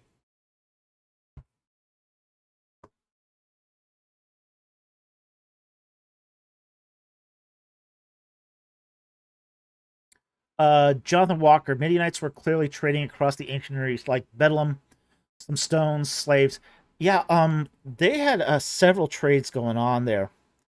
Uh, the Midianites traded, they basically traded all sorts of odds and ends, but they were huge traders of incense. Um, Back in their day, um, the Arabian Peninsula still had incense trees, a lot of incense trees. Um, Less stones. There wasn't really a lot of super valuable stones unless they formed trading links um up into say Afghanistan, which some did. Some invariably went up that far. Um so the stones they would trade, they'd have to go way out of their way to get that, but some of them did. Uh some would go up to Afghanistan, get lapis and peridot and that sort of thing. Um Beautiful peridot from Afghanistan, some of the best I've ever seen. But they would then also trade incense from Arabia, sandalwood. Yeah, it wasn't a great moneymaker. Sandalwood was considered to be the cheapo form of incense, but they were poor people bought it, and of course they also did some slave trading too. So, Cat SWE says, "Have you had any cinnamon bun today? 4th of October is the day of the cinnamon bun in Sweden. No, I've not had cinnamon buns today. I didn't even know that. Uh, uh, hey, did you know it was cinnamon bun day? Bun day, 4th of October. Well, it's technically the 3rd still here, so we still got a day to do this. Cinnamon bun day in Sweden is October 4th. What a wonderful holiday!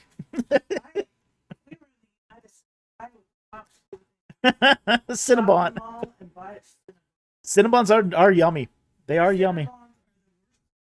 Worst thing for your health.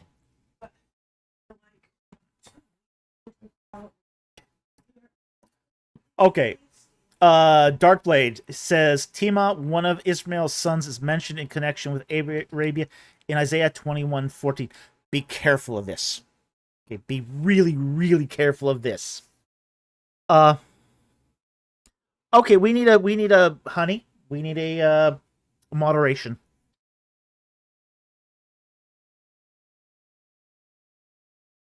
We need a guy who's this is a guy who needs to be in fact I will do it. I will hide. Okay, Jack did it already.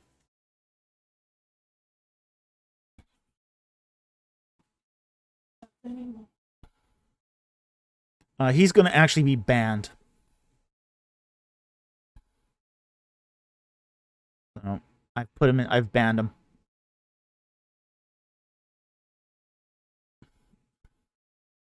Okay. Back to Darkblade. Now, just be careful about this because this is ethnography. Ethnography. We have to be exceptionally careful about ethnography. Now, what is ethnography? It's when, say, people have like the Israelites are really great about ethnography, and I'm not saying that necessarily in a good way.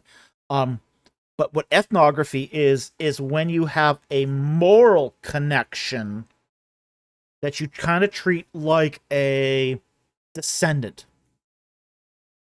Like, for example, Amorites being said to be descendants of the Egyptians. Well, they're not. That's ethnography. It's not that they are Amorites are genetically descended from Egyptians. It's that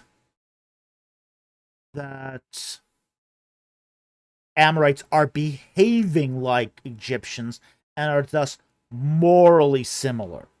That's ethnography, not genealogy. Tema is one of those ethnographic comparisons. Okay?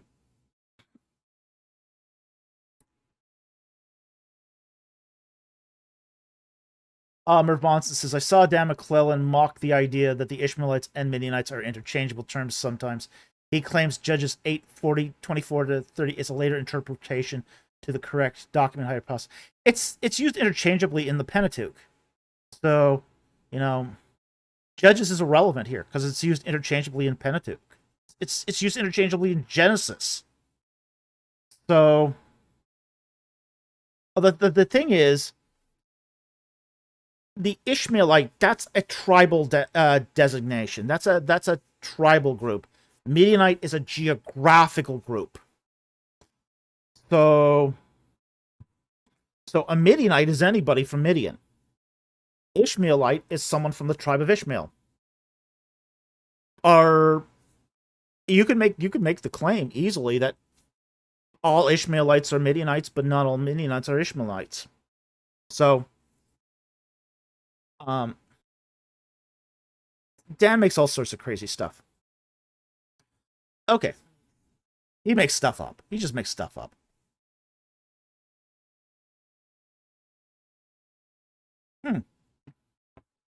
Warrior of the Most High. What do you think about conlangs? Any favorite? Ooh, love conlangs. I tried to limit the use of conlangs in my book. For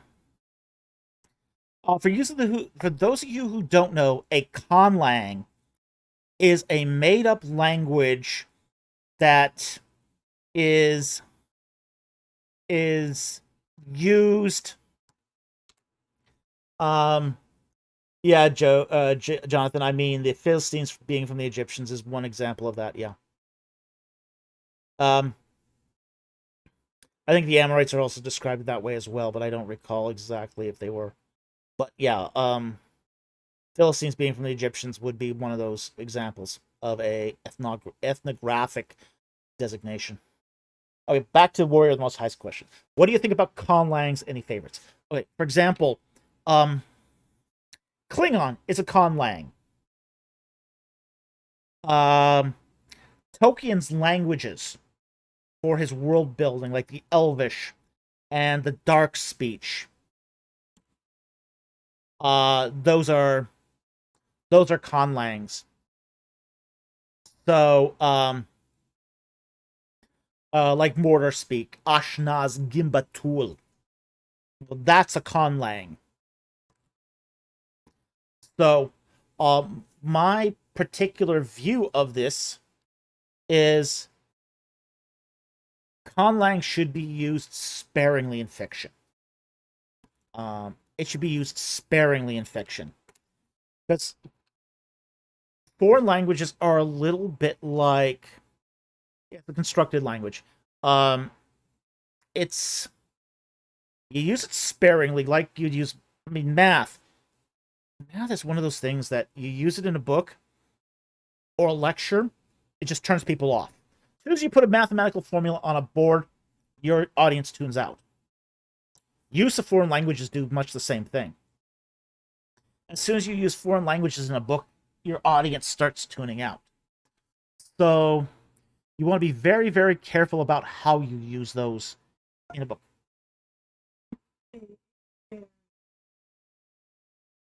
Yeah, like a hot spicy pepper.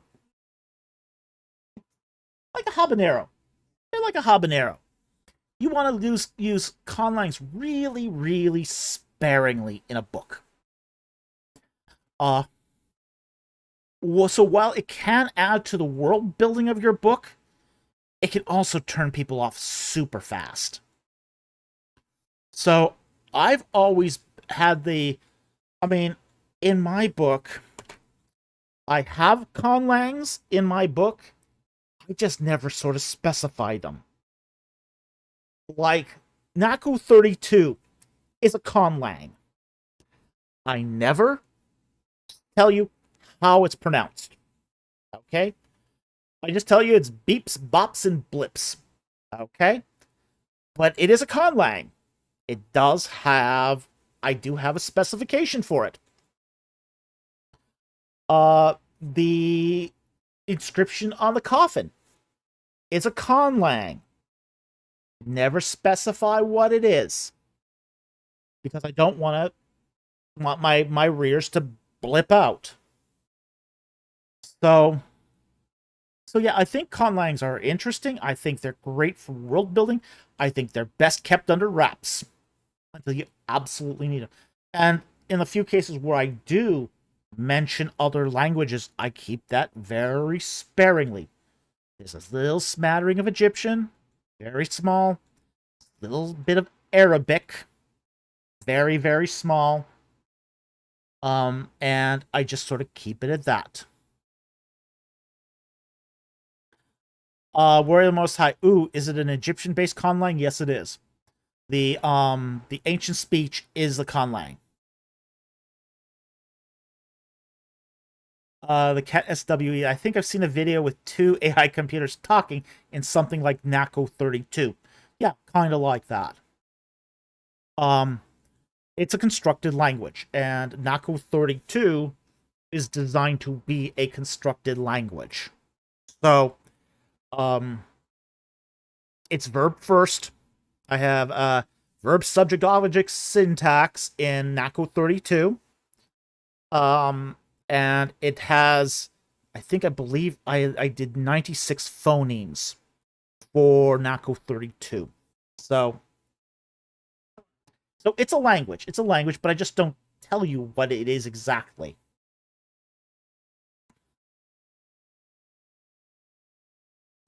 So yeah, I think conlangs are cool. I think they're great world building. I don't obsess over them, and I certainly don't write my entire novel around them.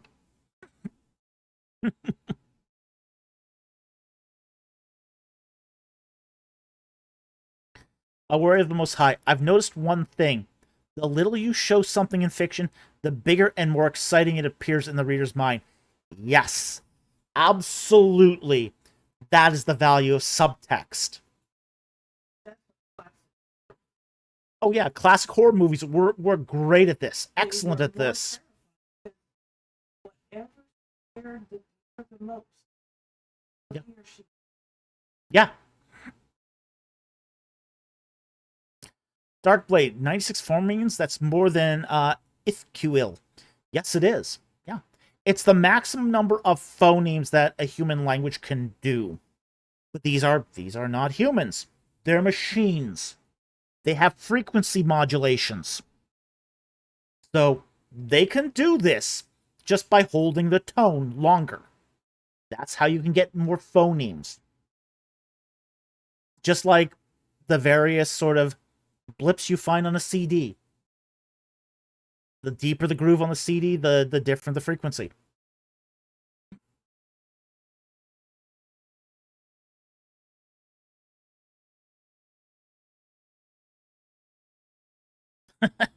Jack Ray, did anyone ever tell Tolkien to knock it off with the elves?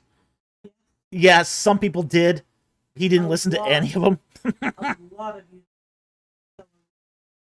Yes, his fellow university professors did tell him to knock it off with the elves. Especially when he started writing personal notes in Elvish.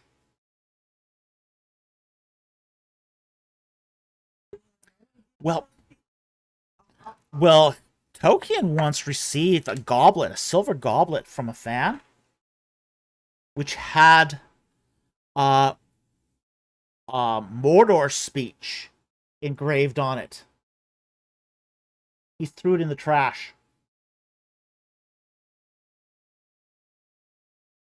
Yeah, he threw it in the trash. So, Darkblade, do you ever use the International Phonetic Alphabet? No, I don't.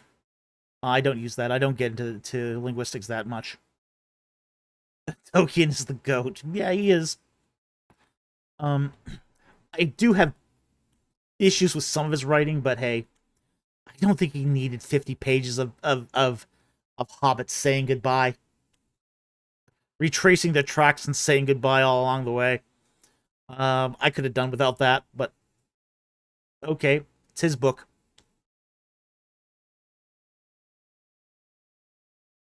And I do think he was a bit harsh on Dune. It's not his cup of tea. I mean, frankly, um, science fiction was not really Tolkien's cup of tea. Even though a lot of his editors wanted him to read science fiction, he really wasn't into it. He was more into mythology-inspired fantasy. So he was very good at the inspired fantasy, yeah. Oh, yeah. I mean, the whole ring thing comes from Norse myth. So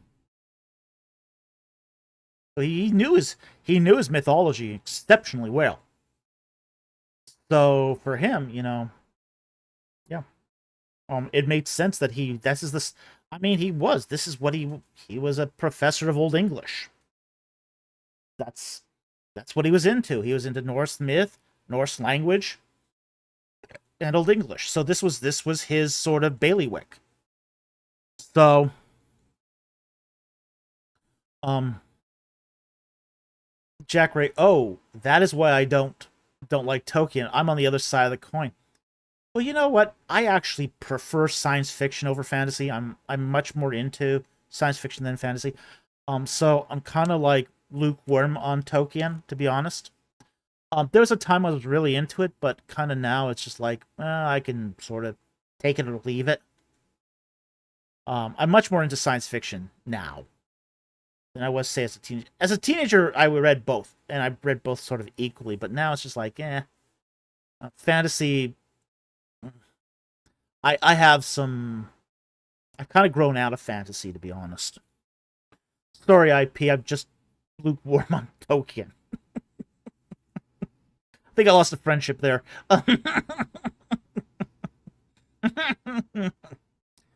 Okay, it's about 5 minutes to midnight here.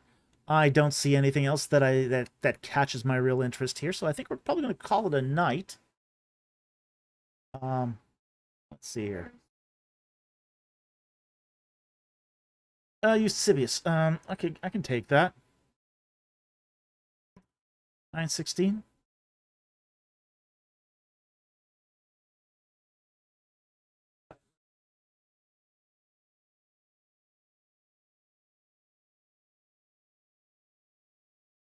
Uh, 916. Okay, we'll take that and we'll make that the final question of the night. And so we're going to give him one more question in here. 916.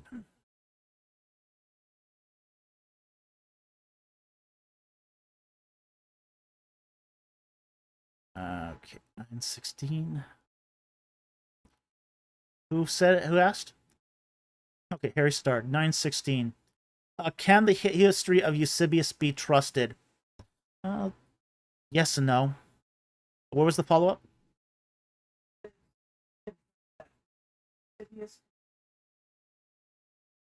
Okay.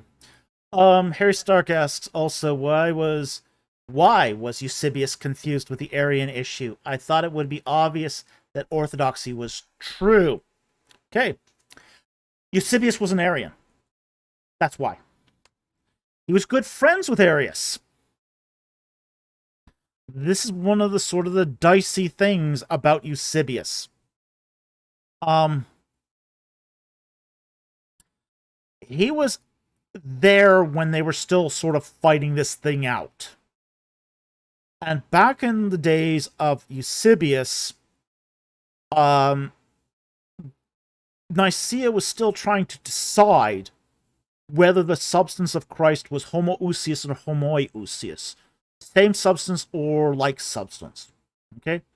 And Eusebius, being a very close friend of Arius, had some biases here. Okay? So, he let his friendship kind of cloud his his vision here.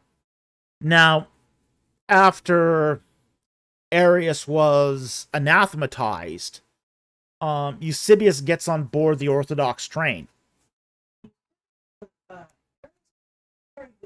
Oh, Arius was very charismatic. Basically, like 90% of Christian leadership followed Arius up until the council. Mm-hmm. Yeah. It was basically, 90% of the Council of Nicaea was in favor of Arius when they came in. We have to understand how much influence Arius had prior to Nicaea.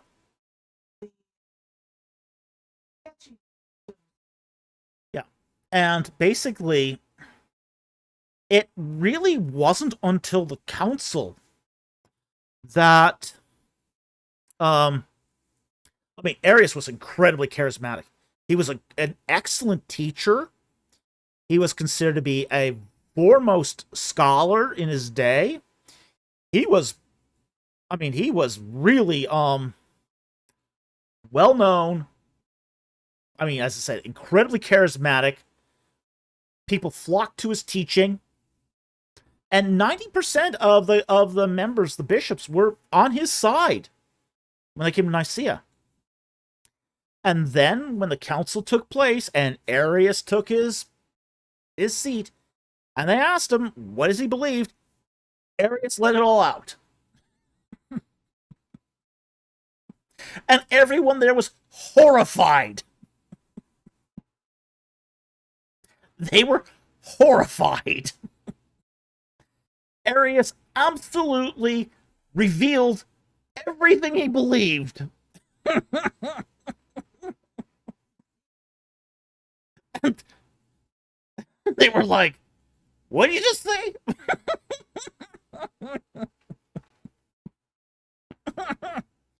The one who did in Arius was Arius. That's who did in Arius. He did it to himself. So, at the end of, everyone coming into this was really semi-Arian. They were really semi-Arian. All the bishops were semi-Arian. All except for about 3 true Trinitarians.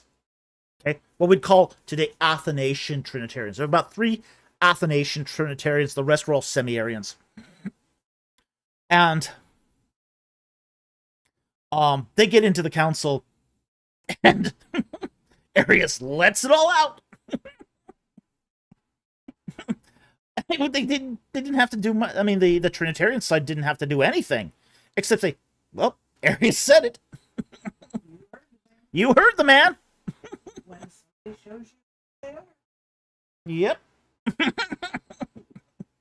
So they didn't have to. The Athanasius didn't have to do much of anything. Arius did it himself.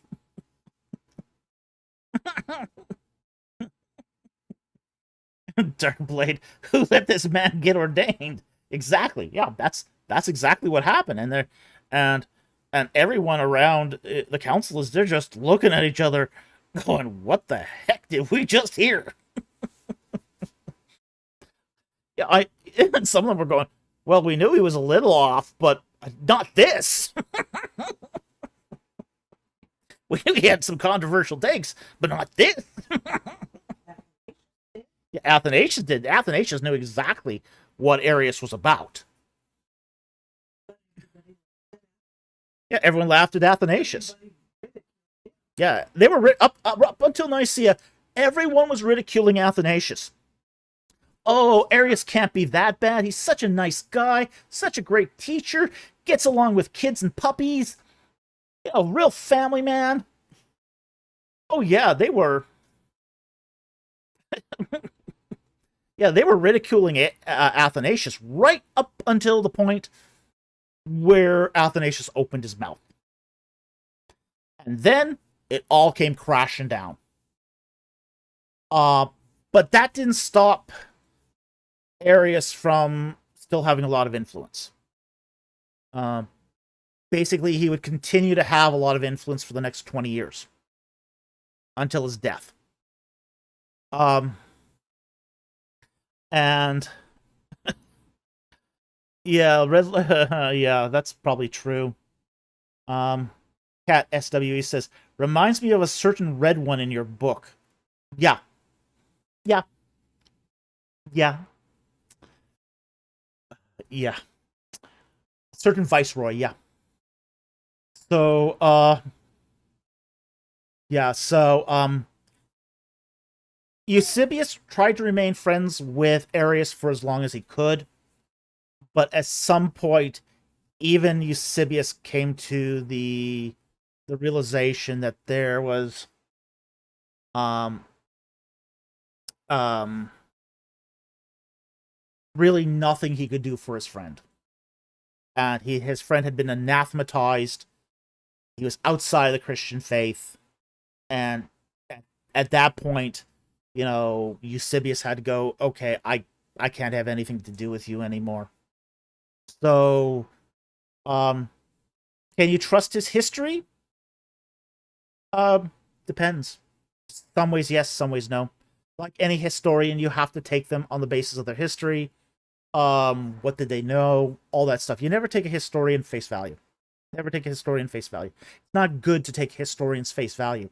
They're trying to reconstruct history. Sometimes they do that well, sometimes they don't.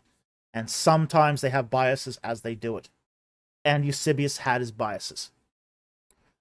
He did have strong Arian proclivities. But some of his history's pretty good too. So it's not something you should completely dump, but do take that in perspective with other historians, like Africanus. Take his Eusebius's history, compare with Africanus, see what the consensus of the Christian historians is. And Theophilus is another one who presents a Christian history as well. So there are several early histories of the church that you can sort of get into and get your sort of teeth into, and start comparing them and see what the basically where people agree, disagree, and use your critical thinking to judge what's true and what's not. We would apply this to any set of scholars and histories. That's why we don't say you do this in any field anyway. You do that. There are Yeah. scientists. Yeah. You do this in science, you do this in all other fields too.